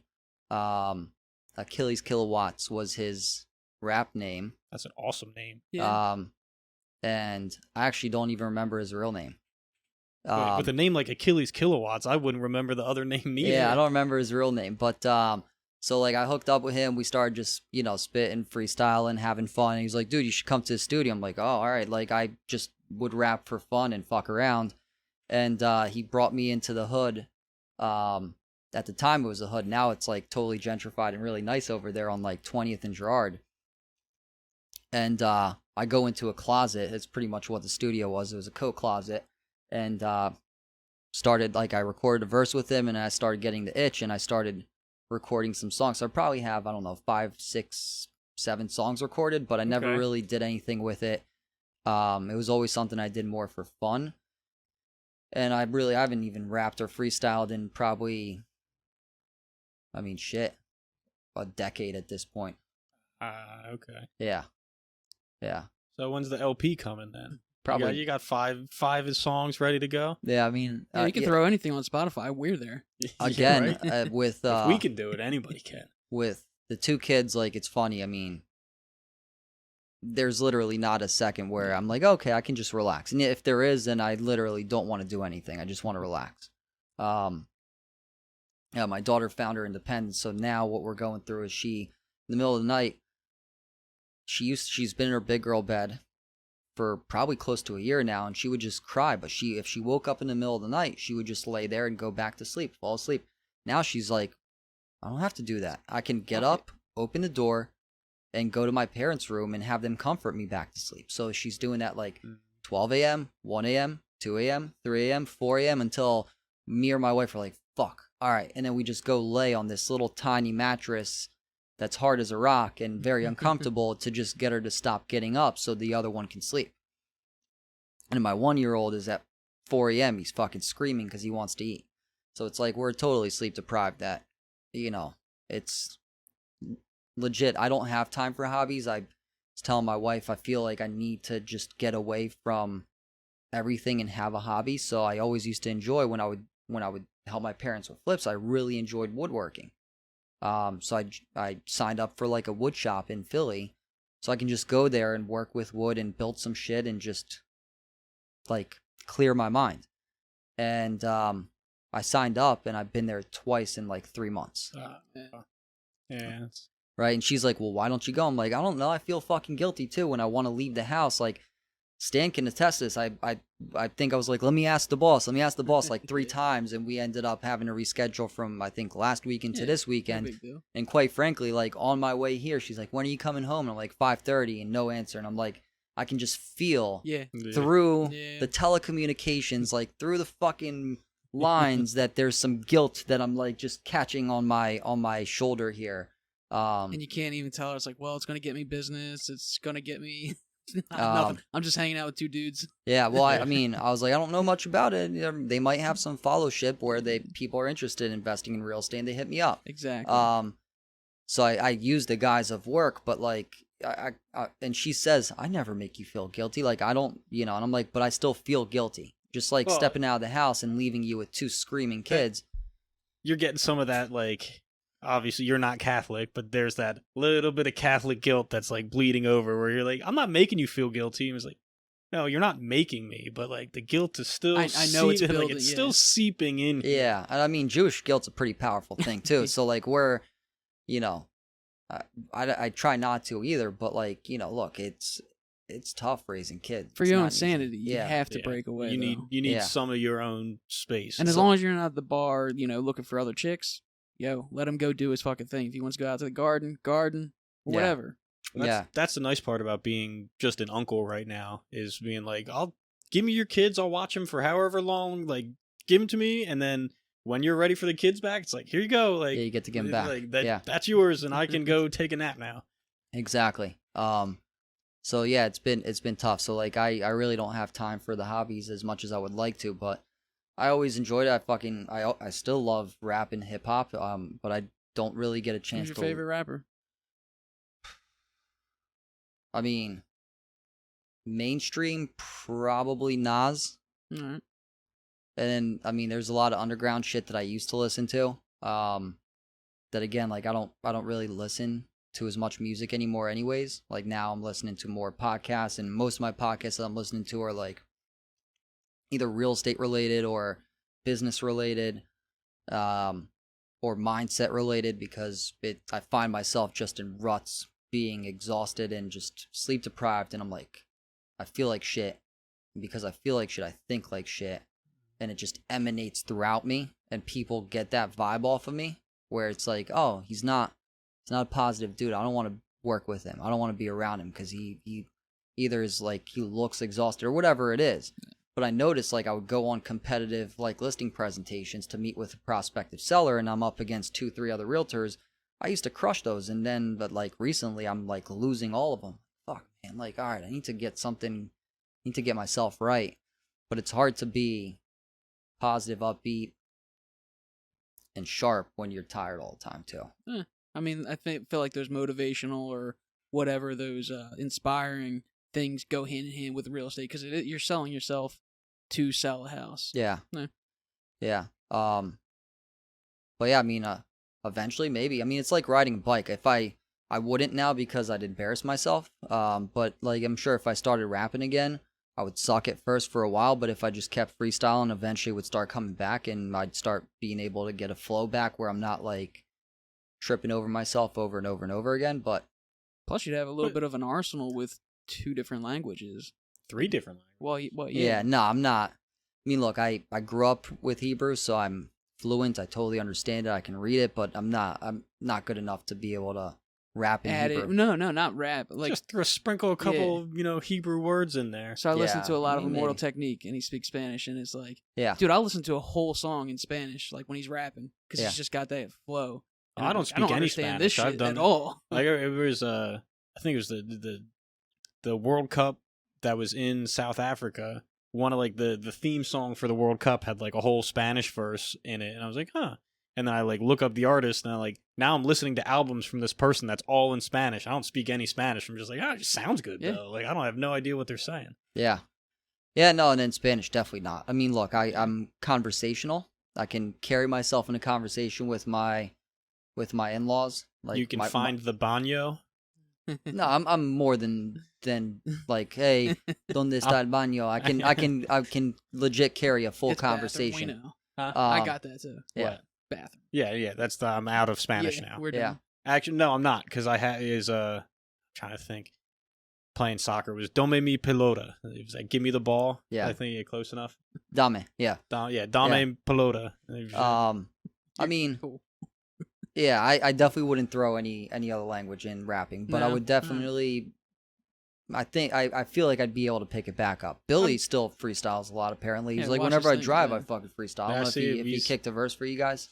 No. No, not on the mic, but he's dropped a couple on like Instagram reels and stuff. Or Has he's he? Like, yeah, he's just like He'll did a do little freestyle. Take this for free, and he'll go over somebody's instruments or whatever. Yeah. Like he did like the whatever that like side by side where Yeah. somebody's like, here's like this my little ukulele thing I put together, like use it, and then it's the other side is Billy on some kind of little freestyle that Oh, he it's came up fucking with. cool. I really hope he starts doing more of it because he's so charismatic and great for the camera Yeah. and has good ideas. He's Yeah, just you he's got just a crush on charismatic him, we person. get it. Whatever, dude. Yeah. No, I mean, he's a fucking man. Yeah. I miss him. It's funny because with kids also, you have no social life. So I tried the Jewish guild. It used to work a lot, and I was like, dude, my fucking 35th birthday, like it's July 6th. It's a big one, man. Why don't you fucking come hang out? And he's like, well, my wife's got her birthday coming up, so we're gonna. And then here we are a month later, and I still haven't seen him. So I try to guilt him. I used to guilt him really well into hanging out, and I think I lost energy in terms of being able to successfully do that as Sorry, well. we'll pick up the slack for you, Billy. You need to hang out with your Yeah. friend. Yeah. I don't do this. I'm looking directly at the camera. I'm talking to you, Billy. Hang out with your friend. Seriously, Telling you. I miss you, brother. It's hard, man. It's fucking hard because, Yeah. like you said, you've got all the things that you had: birthdays, celebrations, holidays, and then you got another person with theirs and their family, and then you're making your own. Fucking Yeah. every weekend seems to be packed with with stuff that you got to Yeah, do. it may not be bullshit, but it feels like, all right, it's not necessarily my number one thing that I would want to do. Like, going to a kid's birthday party is definitely not my, idea of this is what I would love to do. And this especially weekend. with a big family. Like, Brittany's got a big family. I feel like every weekend is like, oh, well, we're going to your aunt's house for somebody's birthday on Saturday, and then Sunday we're doing something at your grandparents'. Like, can't we just do both of them? And, like, why is it that, like, we have all these things like 2 weeks apart? Like, let's just put that into one big party for everybody. Like, we don't need to go over to somebody's house every weekend, but then that's what we're doing. Like, yeah, But well, for you, though, actually, that's probably good, right? The more you meet new people, the better for your business. Yeah, again, but you got to be like on. And Yeah. it's funny. So I'm in sales, but I've done a lot of various personality tests for work. And like all of them indicate I'm an introvert, Yeah. which is not ideal for a person who's in sales. So I'm like a forced extrovert. I can go out there. Normally, I'd never talk as much as I have today about myself. Like, normally, I'd be sitting here. I understand the podcast is about you guys interviewing me, which is why I'm like holding back because I've been wanting to ask you guys questions a ton throughout this. ask away. Yeah, It's- And that's what I'll normally do. I'll just like ask questions and sit back and listen. So I'm a forced extrovert. So like if I go somewhere, I don't necessarily feel like talking to people. I have to like force myself, and if I'm not feeling on, then I just kind of just stand there. Mhm. And I feel that. I noticed my That's why I daughter drink does beer. the same thing. My Oh, daughter really? same way, and so my wife and I are like, she's like not interacting with any of the other kids, and my wife's like, well, look at us. We're the same way. Like, she doesn't see us mingling with the other parents. So, like, why would she? I consider myself pretty extroverted. Like, I don't have a problem going out and being out. But one of the things at the beginning of the podcast that we fell into that we had to work on was we're both comfortable in silence. Like, if we weren't podcasting and we're just sitting here bullshitting and it comes to like a spot in the conversation where I don't really have anything to say and you don't have anything to say, we would sit here for 5 minutes not saying anything and just be like, oh, well. Anybody else would feel awkward. I just feel like, I have are you nothing sure to, if you don't have anything to say? Because, like, I'm, like when I went totally comfortable. When I went to Nashville with my buddy, it was a 12-hour drive. And on the way home, like, we're pretty burnt out from like going out all weekend and the whole like trip.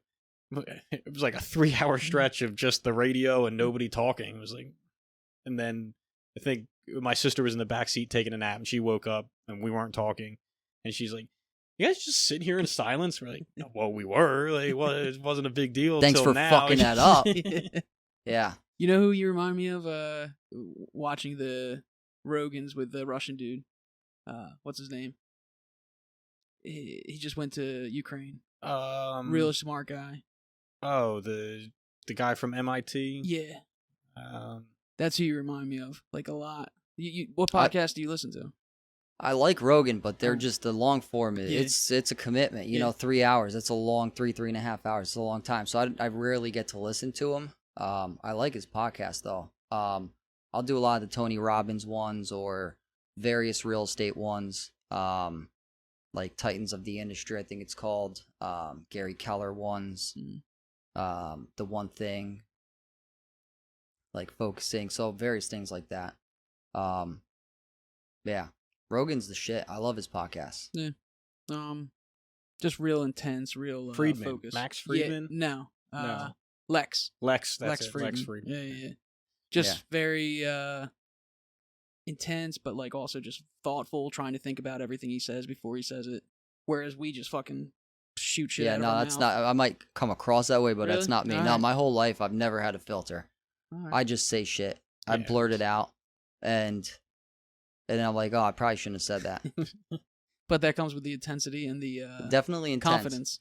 Definitely intense. That's the Israeli aggressiveness that I like. It's just ingrained in me.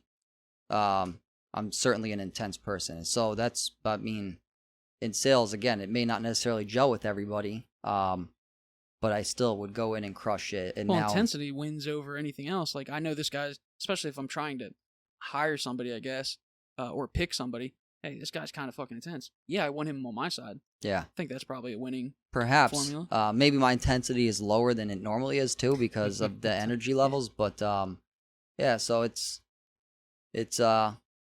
interesting. Does that like follow into like competitiveness? Like if you're playing like ping pong with somebody, are you like over the top, like trying to like, no, like fuck you, that didn't hit the table? Like, are you getting, big like... time. It's funny you Oh, mentioned man. ping pong because my buddy had a ping pong table in high school. We would toke up and play ping pong for hours, and then we worked really hard to try to get the school to create a ping pong league for the school.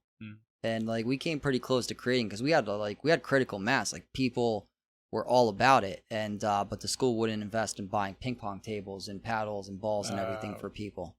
But we came pretty close. I mean, Big Division I school can't shed what, $4,000 for a couple High school. tables. High school. High school, yeah. Okay. I'm thinking Temple. Was it? yeah, Temple. No, at that point but I'm extremely competitive. Absolutely, always have been. And it's funny because ping pong. I growing up, I played tennis in Israel, and I was playing competitively. I remember I was ranked for like my age group of 10 years old. I was ranked in Israel, and we went to tournaments all the time, and I was really into it. And I moved to the States and got on the tennis team, and I met a bunch of people. And it's funny because in Israel, it's such a small country, and I was living in a small town as well, that I really wasn't exposed to shit. I was in a bubble in Israel for the most part. And then all the kids 14 years old are like smoking weed and already having sex. And I'm like, oh, fuck. Well, that looks a lot more interesting and fun than tennis. So I like everything went to shit in my pursuits of. Before that happened, were you competitive with American? No. tennis I players? mean, literally, it was like I moved here and immediately met kids that were like soccer's big everywhere in the world with the exception of the U.S. But like obviously I played soccer, just street ball in Israel. Mm-hmm. So I joined the soccer team too and met a bunch of the kids that were playing soccer. And the first day that I met everybody, they were all like, "Oh, come hang out with us." And they're all like walking around. There's like ridiculously hot girls, like 15 of them hanging out with us. And we're all smoking, like they're all smoking joints. I've never smoked before. I've never drank before. So I'm like, well, shit, this looks like where I should be at. So everything kind of like everything took a backseat to a that. backseat to just like, partying basically. Yeah. I feel like that's everybody's life story. Pretty much. Yeah. Like, everything. I did that. I just didn't do it until after high school. Yeah. That's when it was like, all right, I'm out of high school. I'm free to do like whatever I want. And it wasn't go to class and do papers and any of that shit. It was like, I can go party with my friends. Were your parents really strict? I'm not really strict. I like they were like semi-strict, but they like my parents got divorced when I was in 5th grade. So it was like I was living That's young. like splitting time and like it formative years, so it kind of sucked, but I don't know if smart enough or like enough of a psychopath to be like, well, I can make this work to my advantage. And I'm like playing both sides of like, well, mom said this and then dad said that. And like, I got an Xbox at this house and a second Xbox at the other house because I didn't say you got me one. So like, it sucked. But at the time it was like, I didn't think it was that bad. Yeah. Until I was free and I was like, oh man, I could just like do whatever. Like, and then multiple times, we've told this story on the podcast where I'm going to Canada or Montreal with my buddies because you're 18 to drink up there, and it's a weekend we're supposed to spend at my dad's house. And I was just calling him. He goes, "Oh, like I'm about to come pick you guys up." I was like, "Well, just save a seat. You don't have to get me." He goes, "Oh, what do you got going on?" I was like, in Montreal." He goes, "Oh, you're going to Canada?" I was like, No, I'm in Canada. Like I'm not going to Canada. Like, I'm already there. I've been here. So that's what it was like. That. Like I had the freedom, especially the freedom of no schedule. Like there wasn't the schedule of like get up, go to school, come home, homework, soccer practice type of deal. It was all right. I get up, go to class. Nobody's watching me. There's no attendance on like. Well, there's attendance, but it's not getting back to your parents from college. Right. Where'd you go to school? Penn State Abington. Okay. For a year and a half. I say I pretended to go to college, and then it was the smart decision to not re-enroll. And they sent me a kindly worded letter that was like, please don't waste your time. Yeah. Get your shit together and get the fuck out. Yeah. Yeah. Water not super glued on. Yeah. Thank you. Yeah. Yeah. Although tap water is a little safer here. Yeah. So my dad, when we moved here, we moved from Israel. He was looking for opportunities and we landed on Lower Bucks County. But he ended up getting a job in Michigan. So he would go for 2 weeks and then come home for a week. And then go for 2 weeks and come home for a week. So then my mom is like a fucking hippie to the T, right? She still smokes weed. So she was of the mindset that like I'd prefer, if you're going to do stupid shit, I'd prefer you do it under my roof versus going out where like bad shit can happen to you, whether it's getting arrested or getting into heavier drugs. So like all my friends would come to my house and we would smoke weed and drink beer. And I had this little tree house and people would climb up. We would just hang out in the tree house and we'd get awesome. fucked up. The tree house was there from when we bought the place. So for me, a tree house for trees. Yeah, exactly. The tree house. Yeah. Yeah. And for me, I got it out of my system in high school. And like I said, once I realized I'm paying for college, I actually started buckling down. Like I still went out on the weekends, but I wasn't like, all right, my prime objective during college years was not to get fucked up. It was like try to make the most out of. Mine was total opposite. It was like, I'm here to get fucked up. And then I dropped out of college. It was like, I'm getting a full-time job so I can afford to get more fucked up. Like it was just like, I was on the train of, it was probably, it was a bad path for a while, but then my dad sat me down. I was like, stop being a fucking idiot. Like I'm paraphrasing, but it really was like, right. Hey, dumbass, like you're working a full-time job with no benefits and you're not making that much money. He's like, get a real fucking job. Right. And that's without a college degree, it's such a fucking scam when you think about it. Because like whatever I learned in college, I really don't apply. When I was at Siemens Healthcare, corporate job, would not have been able to get that job without my college degree. Got it right out of college. Nothing, absolutely zero of everything I learned at Temple and most of high school, quite frankly, besides like simple math and, reading grammar, right? None of it was applicable. So you go into a job in corporate America and you're learning everything on the job anyway. So it's such a fucking scam to like get you into a tremendous amount of debt. Which is why like one of the things that my wife and I now argue about is like, I'm like, fuck that. I don't want our kids to go to college. Like I prefer I indoctrinate them into real estate and have them grow up being entrepreneurs and running their own shit and just pass them the empire. Right? At the very least, you can do what Catholics do. It's like they instill the Catholic in the people, and then, everybody rebels. You go through those years, and then once you start a family, Catholic people all of a sudden become Catholic again. Yeah. Like, boom. And like I've said it before, is college is all right if you know what you want out of college. And most people at 18 have no fucking clue. Idea, yeah. And it's funny because when I was in college, I realized and saw that the majority of the kids there were like just getting fucked up, and their whole prime objective of being there was to get fucked up and party.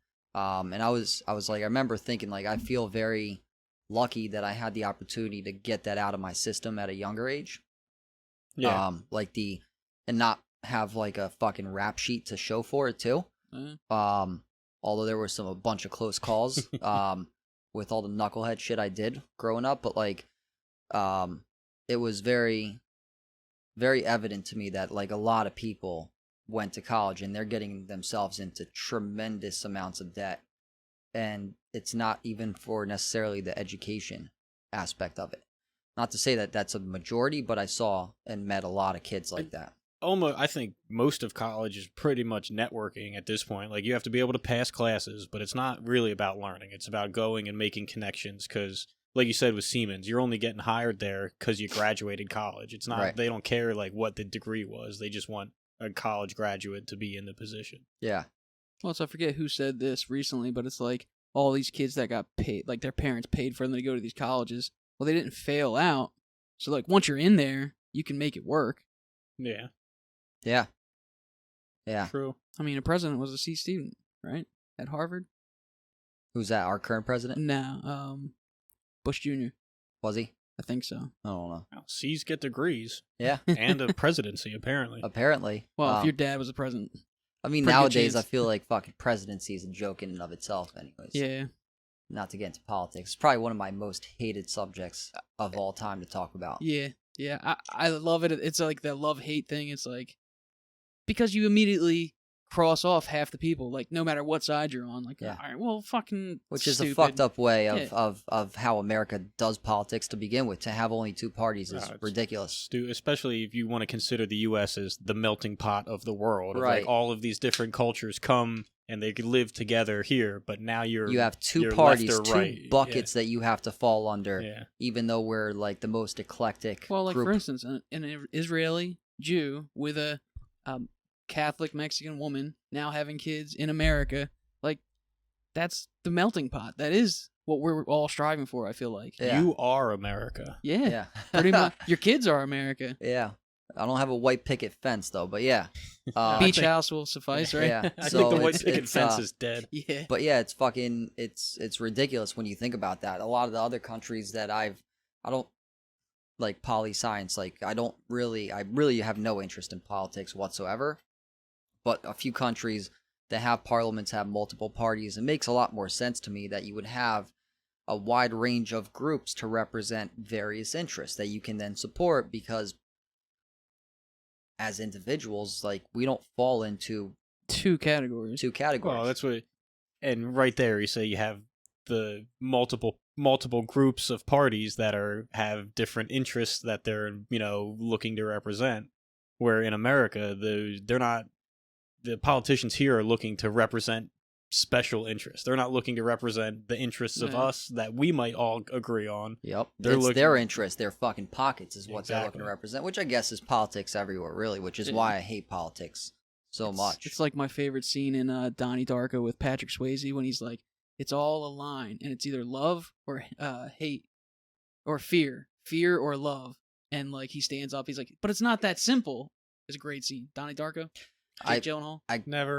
Was not a fan. Fucking awesome movie, dude. I mean, I think I saw it once a long time movie. ago, so I don't really remember it. It was a stupid rabbit suit, and then he like travels in cool. time. Whatever. Yeah, that's right. Yeah. So I remember that good. movie. It's probably over your head. Yeah, probably. But you know what? No, because it can't. There's no way it goes over my head and hits your head. True that. Or it can do the parabola, right? It can go Yeah, over your head and then it drops down to hit Stan's head. Possibly. Yeah. Politics, though, I'm trying to get Dave versus Goliath on Libertarian. The Libertarians are popping right now. You got Dave Smith and all these people. Maybe it's a viable third choice. I think it's better than the Green Party, but we'll see. Every party gets corrupted, so. Yeah. I mean, at the end of the day, I think there should be more. More than three? More than three. Yeah. Definitely more than two. Well, for the population size of the U.S., like in a society that considers itself very individualistic, where you are an individual with your own opinions and thoughts and things that matter to you and your own values. Yeah, right? Agreed. The current power structure will never let anything like that happen, because I think it was 2016 where Bernie Sanders was getting all kinds of votes as like a third party something. So it's like, oh, third party should be represented in the debates.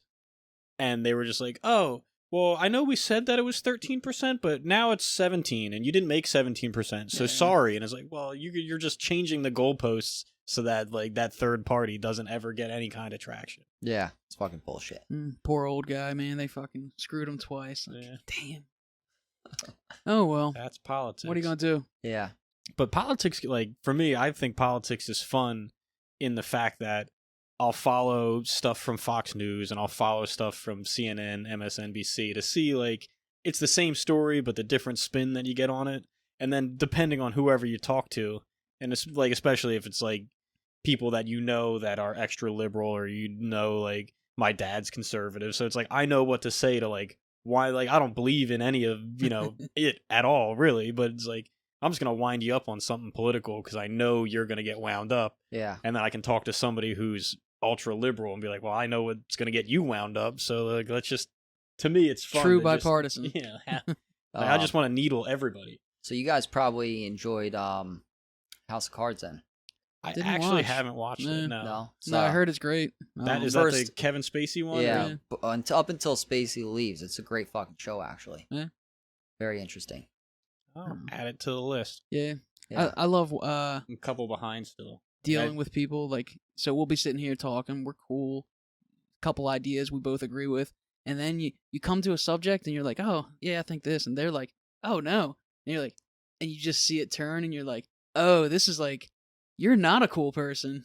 No, but as long as we're agreeing, you're cool. And then but see, once we get into a realm, you're like, oh, I turn it on. 90% of that when you're in person isn't like, oh, you're not a cool person. It's like, like, I don't really believe that, but everything else we've had in this conversation has been amicable, so we can agree to disagree.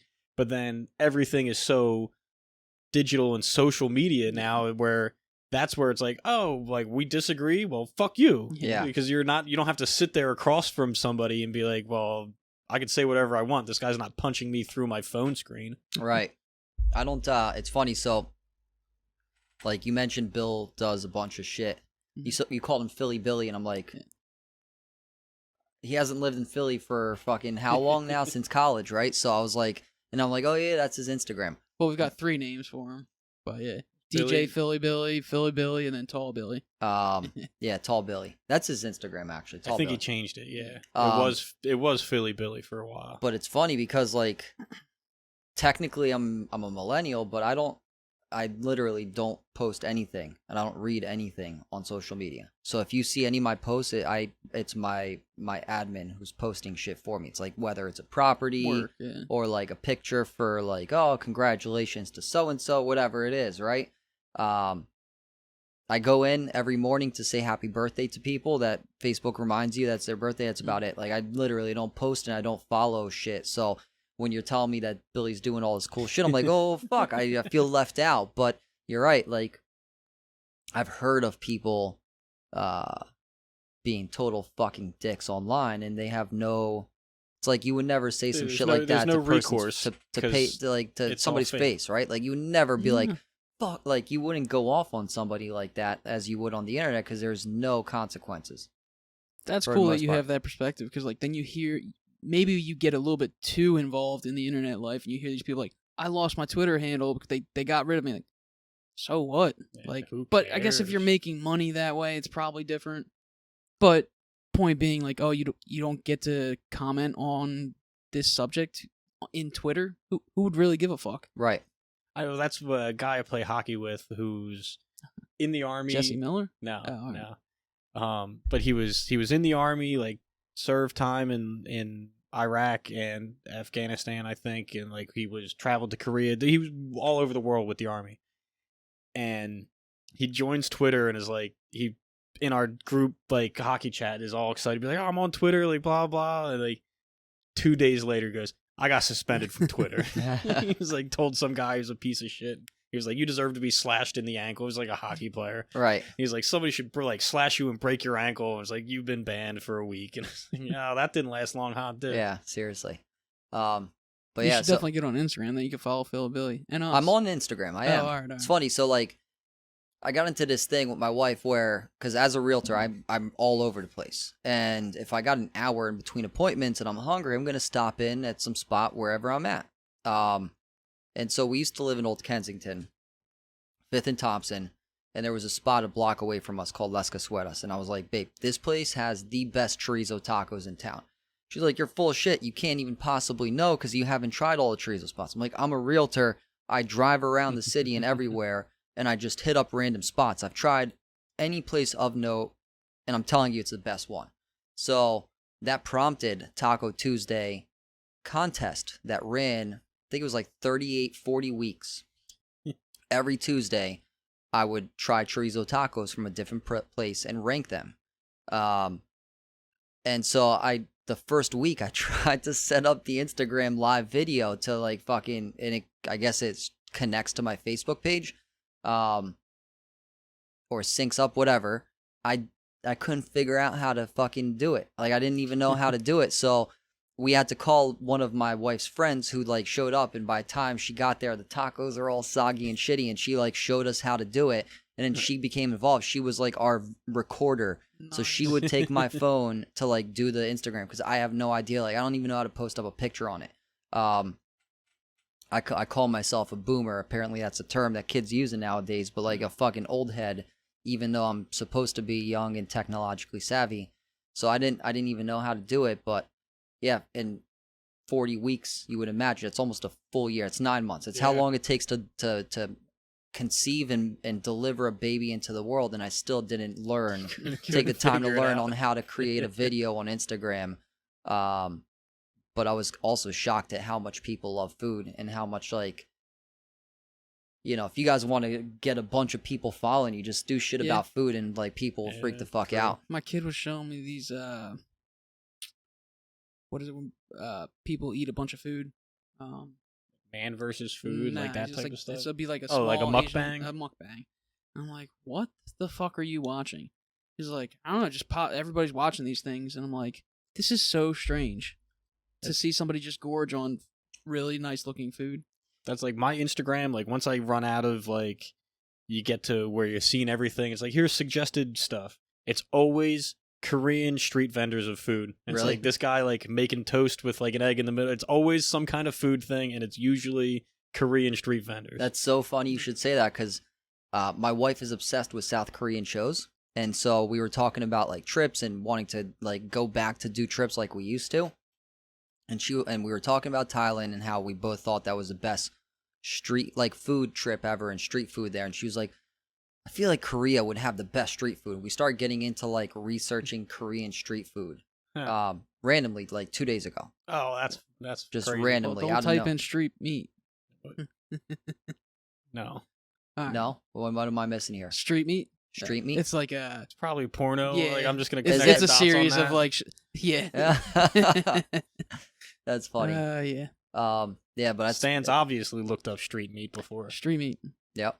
Now, did you do it knowing it was porn, or you're like, I want some Oh, it's street like, meat in holy my shit, life? this guy's banging amateur Asian girls. So yeah. Tap on that. Yeah, food for sure. People are all about food and porn. I mean, it's just hot chicks and food, really. Yeah. So, All dude, your suggestions. I love like food. Obviously, everybody loves food, but like I envision myself as somewhat of a cook. To like, I like to eat food, so I was like, I'm gonna get good at making food so that I can eat it. Really, and I got like a smoker at home, and I've done a couple of times where I've posted like, here's the process of smoking a brisket or ribs or whatever it is. But I always get to like the point of like, oh, it's done. It looks so good and it's perfect and it's time to slice it. And I get to there and I just start cutting and eating. And I'm like, fuck, I never took the last picture of like how the thing turned out. Like, Yeah. The most important part. yeah, I mean, so like I'll scroll. I'll scroll through Facebook and Instagram. I don't post anything, and I never comment on people's shit. I never get into arguments.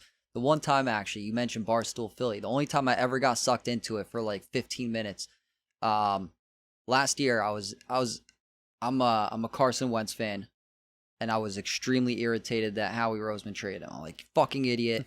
Dude has all the talent in the world. Yeah, he got fucked up mentally, but like, give him a shot instead of trading him away. So my friend Tanner, Dan Tanner, was like, they're going to make the playoffs this year. time out. It's just called Danny Tanner. Yeah, from like Full House, yeah. So he's like, they're going to make the playoffs this year. I'm like, no fucking way. So we bet. And the bet was, if they make the playoffs, I got to buy him a ticket within the first 5 rows, 50-yard line, to whatever playoff game it is. And if they don't make the playoffs, for weeks I was trying to figure out what I want. I was like, you're going to buy me one of the electric scooters that I have that goes 30 miles an hour so I can fucking whiz around in town. And I have one, so then my wife or whoever can ride with me. So they made the fucking playoffs. So 4 a.m. that Sunday, I think it was Sunday or Saturday, when we played the Bucks, I was at the airport, and I think his name is Butch. He was on Instagram. Somebody took a video, and he's fucking singing and screaming, probably 15 minutes straight at that point when the video was taken. Super Bowl, we're going to the Super Bowl, and he just like nonstop. And I was just trying to sleep. I'm like, shut the fuck up. It's 4 a.m. You've been at this for 15 minutes. So I'm just like laying there like this. And I'm like this. Billy sends me the video on Instagram. He's like, dude, you're on fucking Instagram. You're on Barstool Philly, right? So, like, I was on this video that got, like, millions of people watching it. And so I'm, like, curious, like, just reading through the comments, and people are fucking slamming me Like, for sleeping. They're like, look at that fucking bitch. She's not even, like, hyped up to go to the game. And I start arguing with people. And I'm like, well, fuck you. It's 4 a.m. Like, where the fuck were you? You're a fucking fair weather fan. I'm like, why am I arguing with strangers on Instagram? Like, who gives a fuck? And I just stopped. I caught myself 15 minutes in, like, arguing with a bunch of people who were talking shit about me. And I just started posting your handle for work. Yeah, I should have. A million people. Yeah, but that's the only time I ever got sucked in.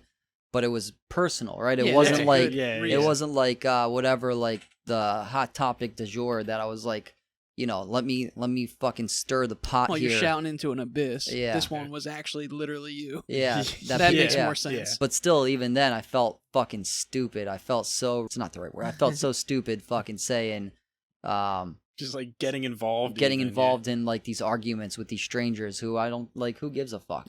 Yeah. Especially sports fans. They're the worst. Yeah. Might as well pick a red or blue team. Did you watch SummerSlam last Saturday? No. Oh. No, I saw your cousin posting it. What You is don't it? like wrestling, do you?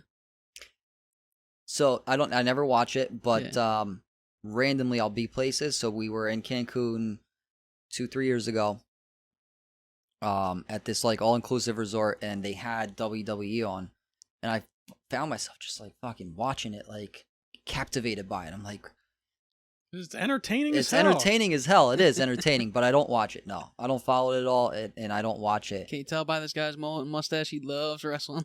Yeah, It's fun. Like, you don't like having fun, I guess, Stan. You sit there, watch it. You don't have to take it serious. It's just fun.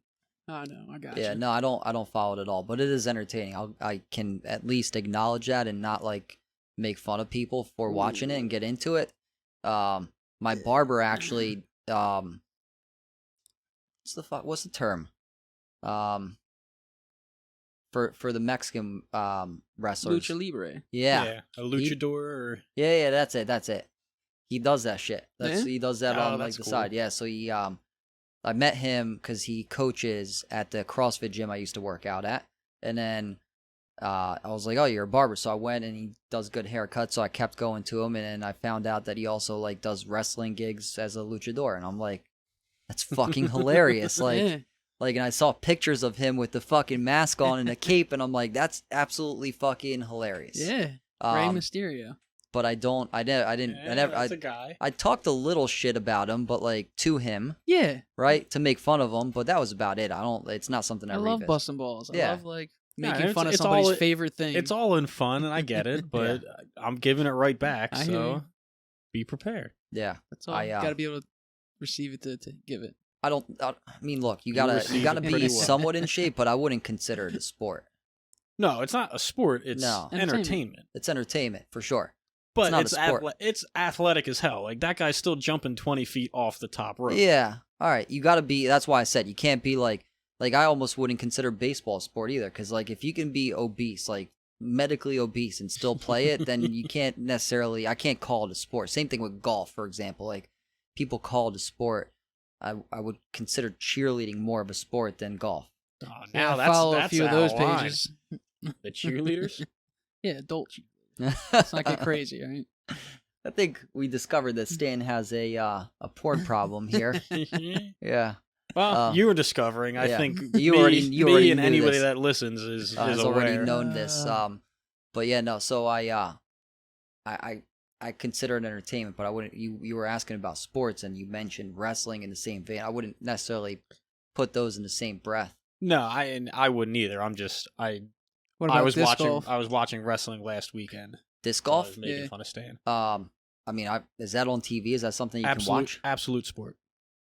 I don't know. It's not. He's the expert. It's not on TV all the time. Like ESPN It's not. sometimes will air it. On the Ocho? No, Yeah. they have like a partnership with the one. Like it's on YouTube all over the place. Like they're like every tournament So is is live on magnet YouTube. fishing, which Yeah. I'm going to get into. Yeah, you're right. But like ESPN, there's like one Jomez is this that does coverage of all of like the pro tour stuff, and ESPN last year just like made a deal to like take all of their coverage to like repackage it for TV. I don't know, man. I mean, I played disc golf maybe 3 times in my life, and every time I was fucking just blazed out of my mind. I don't necessarily think that would be a sport. Like, you're not going to go play soccer, tennis, basketball, football, any legit sport blazed out of your mind. People do it all the time. I think Matt Barnes from the NBA was like, I was going to played. say, I thought He was NBA like, players I played in the get high all NBA the for time. 12 years, and I was not high for any of those games. He's like, I wasn't not high for any of those games. Interesting. Well, Football players, too, don't they like not test for weed? Or they do, and they're No, just they like, do. ah. they do. Yeah, they do. But get I think suspended all the I mean, time. they're Yeah. all There was fucked like up this on other meme- shit. Yeah. There was memes going around that like Josh Gordon got suspended for like 28 plus games for weed, and then Deshaun Watson for like 28 fucking counts of like Sexual harassment. sexual yeah. harassment and of various like degrees gets 6 games, even though he missed all of last year too, but still 6 games. Yeah. There was this actually meme because we were talking about sports and porn years ago where it's like split screen, so like the top was like a scene from like a war, and it was just like men discussing sports, and they're just all fucking killing each other, and then the bottom was just a round table. Everybody's all orderly, and it's like men discussing porn. And I was like, that's pretty fucking accurate, yeah, actually. Yeah. true. For sure.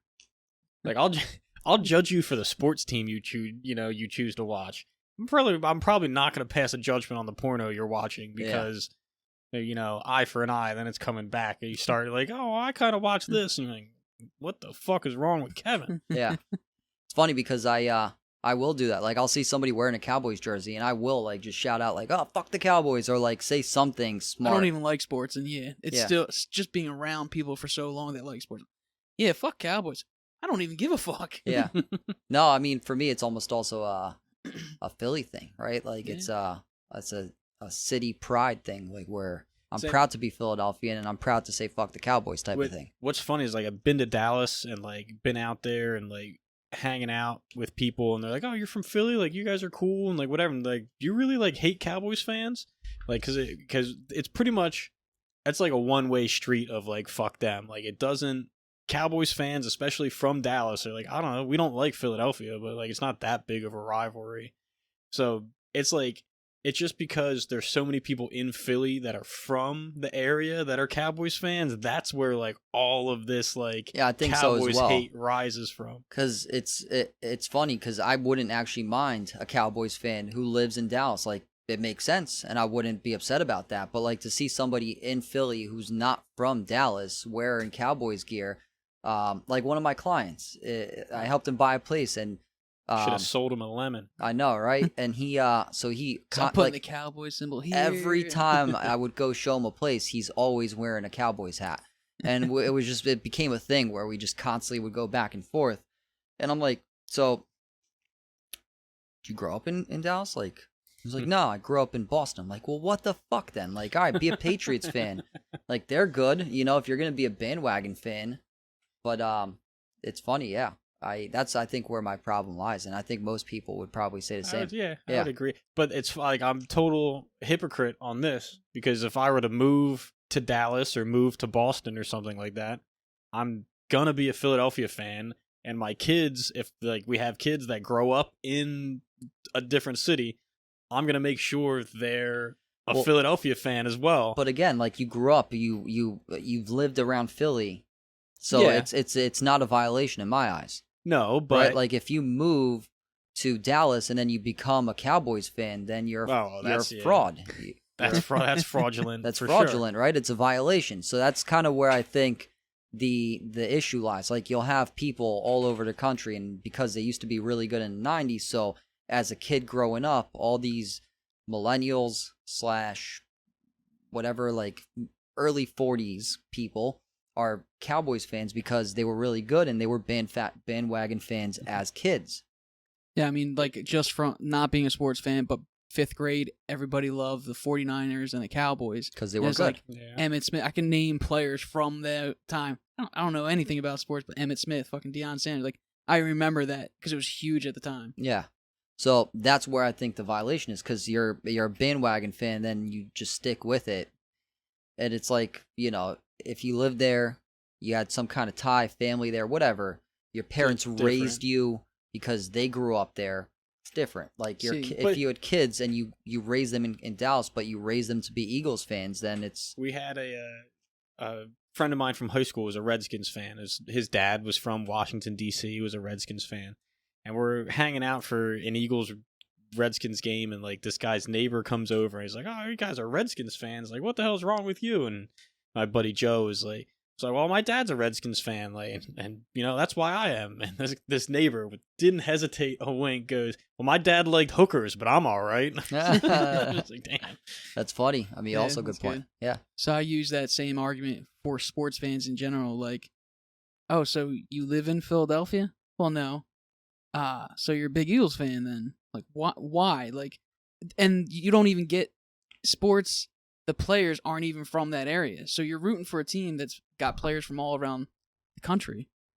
It doesn't make sense to me. So for me, I mean, they represent us. Your city. They represent your city, yeah. Right? Like, when you're paying them money. Yeah, cool. When they won the Super Bowl, the parade was in my city. Yeah. Right? And I celebrated that. I'll celebrate anything also. So when you think about, like, Stan's always at parades. The word fan stands for fanatic. Okay. Right? And so I view sports as like a way to escape your day-to-day reality and responsibilities, and just be able to, like, sit back, relax, and enjoy. Because at the end, root for something. Whereas sports is also an entertainment. It's the same thing as wrestling. It is, in the grand scheme of things, a form of entertainment. So you can watch a movie you can watch a show. Like right now, my buddy told me, "Oh, you should really check out Shameless on Netflix, and it's fucking Shameless hilarious." is fucking great. I'm only in season 2, but like we're hooked, and we're like, this is awesome. We have 11 seasons now, so we don't have to worry about like waiting for like 5 years for the next Ozark season to come out. So, right, but it's a form of entertainment. It's just a way to kind of relax and forget about your responsibilities and all the shit that weighs you down, that stresses you out and gives you anxiety and everything else. And so sports is a form of that. And people get really passionate about it. Mm-hmm. I wouldn't consider myself super passionate about it, but I'm definitely a fan, and that's in the definition of the word fanatic. Then fanatic also stands for like extreme, right? Mm-hmm. So people get pretty fucking extreme about it. That's why they're called fans. Yeah. Oh yeah. I think point.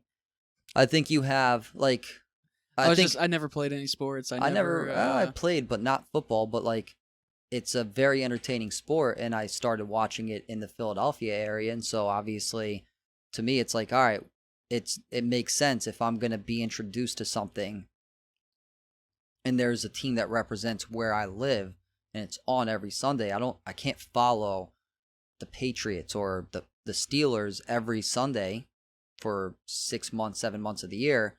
I can follow the Eagles though. You, on the other hand, seem to be more of a fanatic as it pertains to porn. And so, like, if I've seen a couple. If there was like million. what's the word I'm looking for? Like the anti version of porn. That would be the rival of porn. You'd probably people just putting clothes on. Like people getting dressed, prude or something. You'd probably be like, "Fuck that," because you're a fanatic of porn. Find the opposite and hate them. Yeah, right. Because I guess. Yeah, I will say, like, being a fan of like sports and football in general totally makes me understand the Coliseum and gladiators. Because there's times like you're watching foot and you just get into it and you're like, "So fucking snap his neck, like kill that guy." Oh yeah.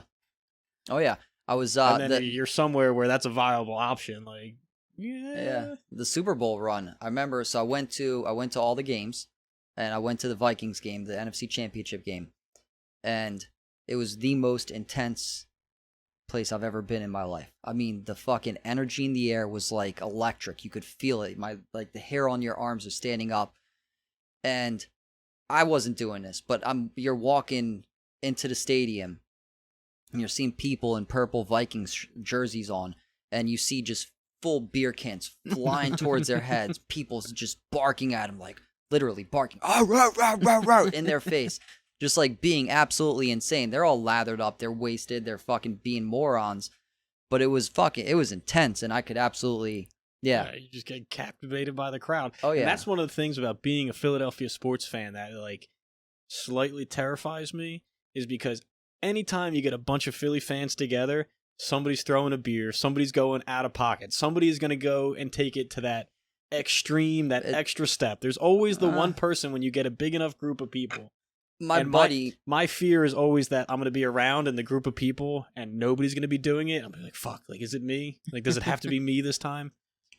We get such a bad rap. My buddy travels all over for the Eagles games. He'll like go to away games, and Philadelphia is pretty fucking mild compared to like Oakland, which is now Las Vegas. Oakland used to be fucking wild. San Francisco, like people, I think somebody got killed in San Francisco. Like that has somebody gets stabbed like weekly in the LA Dodgers like parking lot. Yeah, so Philly gets a really bad rap, which I think is bullshit, because like I go to a bunch of games in Philly. Nobody else threw snowballs at Santa Claus. Yeah, exactly. Like, oh, fucking poor Santa Claus, made up fucking figure. Guy was drunk. Been to a lot of Philly games like away. Yeah, I like. You say you make friends out there. Flyers, like that's who I'm really a big fan of. But like we typically try to go to at least one away Flyers game a year somewhere that we make a whole trip out of it. Yeah, but that's the thing, is you always like one of the things I enjoy about doing it is I'm a talker, so I'll just talk and be like, oh, we got beers. You're walking in, like, have a beer. Let's just hang out, talk. Maybe you're from Montreal, but whatever. And then I like hear is like, you guys aren't like the way Philly fans are portrayed. Like, that's just like most of us. Like anybody that's a real fan that's willing to travel and like follow, like they're probably a cool person that's just like a fan of the team. Yeah. Where the people like you get the bad rap or all the people that are from the city that are just like, well, this is where we get hammered, so this is what I'm doing. Most of the people that were like acting wild were in the parking lot were like teenagers who weren't even going to the game. They just went to pregame. Mm-hmm. I've or been there tailgate. before too. Like, it was like, you want to go down to the Phillies game? We don't have tickets. I didn't say let's go get tickets. I said you want to go down to the game.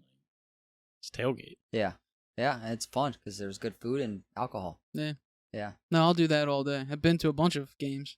Yeah. In the parking lot. You got to come with us. I'll come with you guys for sure. You got to take off. It's got to be a 2-day thing, especially for me. The Flyers home. Well, for us, like Flyers home opener is take that day off of work because we're gonna go start tailgating at noon at the latest for a 7:00 game, and then I'm taking the day off after because I'm gonna be so fucking hungover. There's no chance I'm going into work. Isn't it sad also getting that old that like you need a full day to recover from a day of drinking? Yeah. 2 sometimes. Yeah, it's really sad. I remember like. That's why I say it's the liver is like any other muscle. You got to work it out to keep it strong. Yeah, true. I remember like 18 was probably my prime where I would be able to drink heavily and then wake up the next morning and not really feel, maybe have a slight headache, but be like, all right, fuck it, let's crack open a beer right now. That's when I went to Cabo San Lucas. That was probably like the longest stretch. So I've never been a drinker. I was always more of a smoker, but that was the longest stretch where I was just continuously drinking nonstop. Yeah. And able to handle it.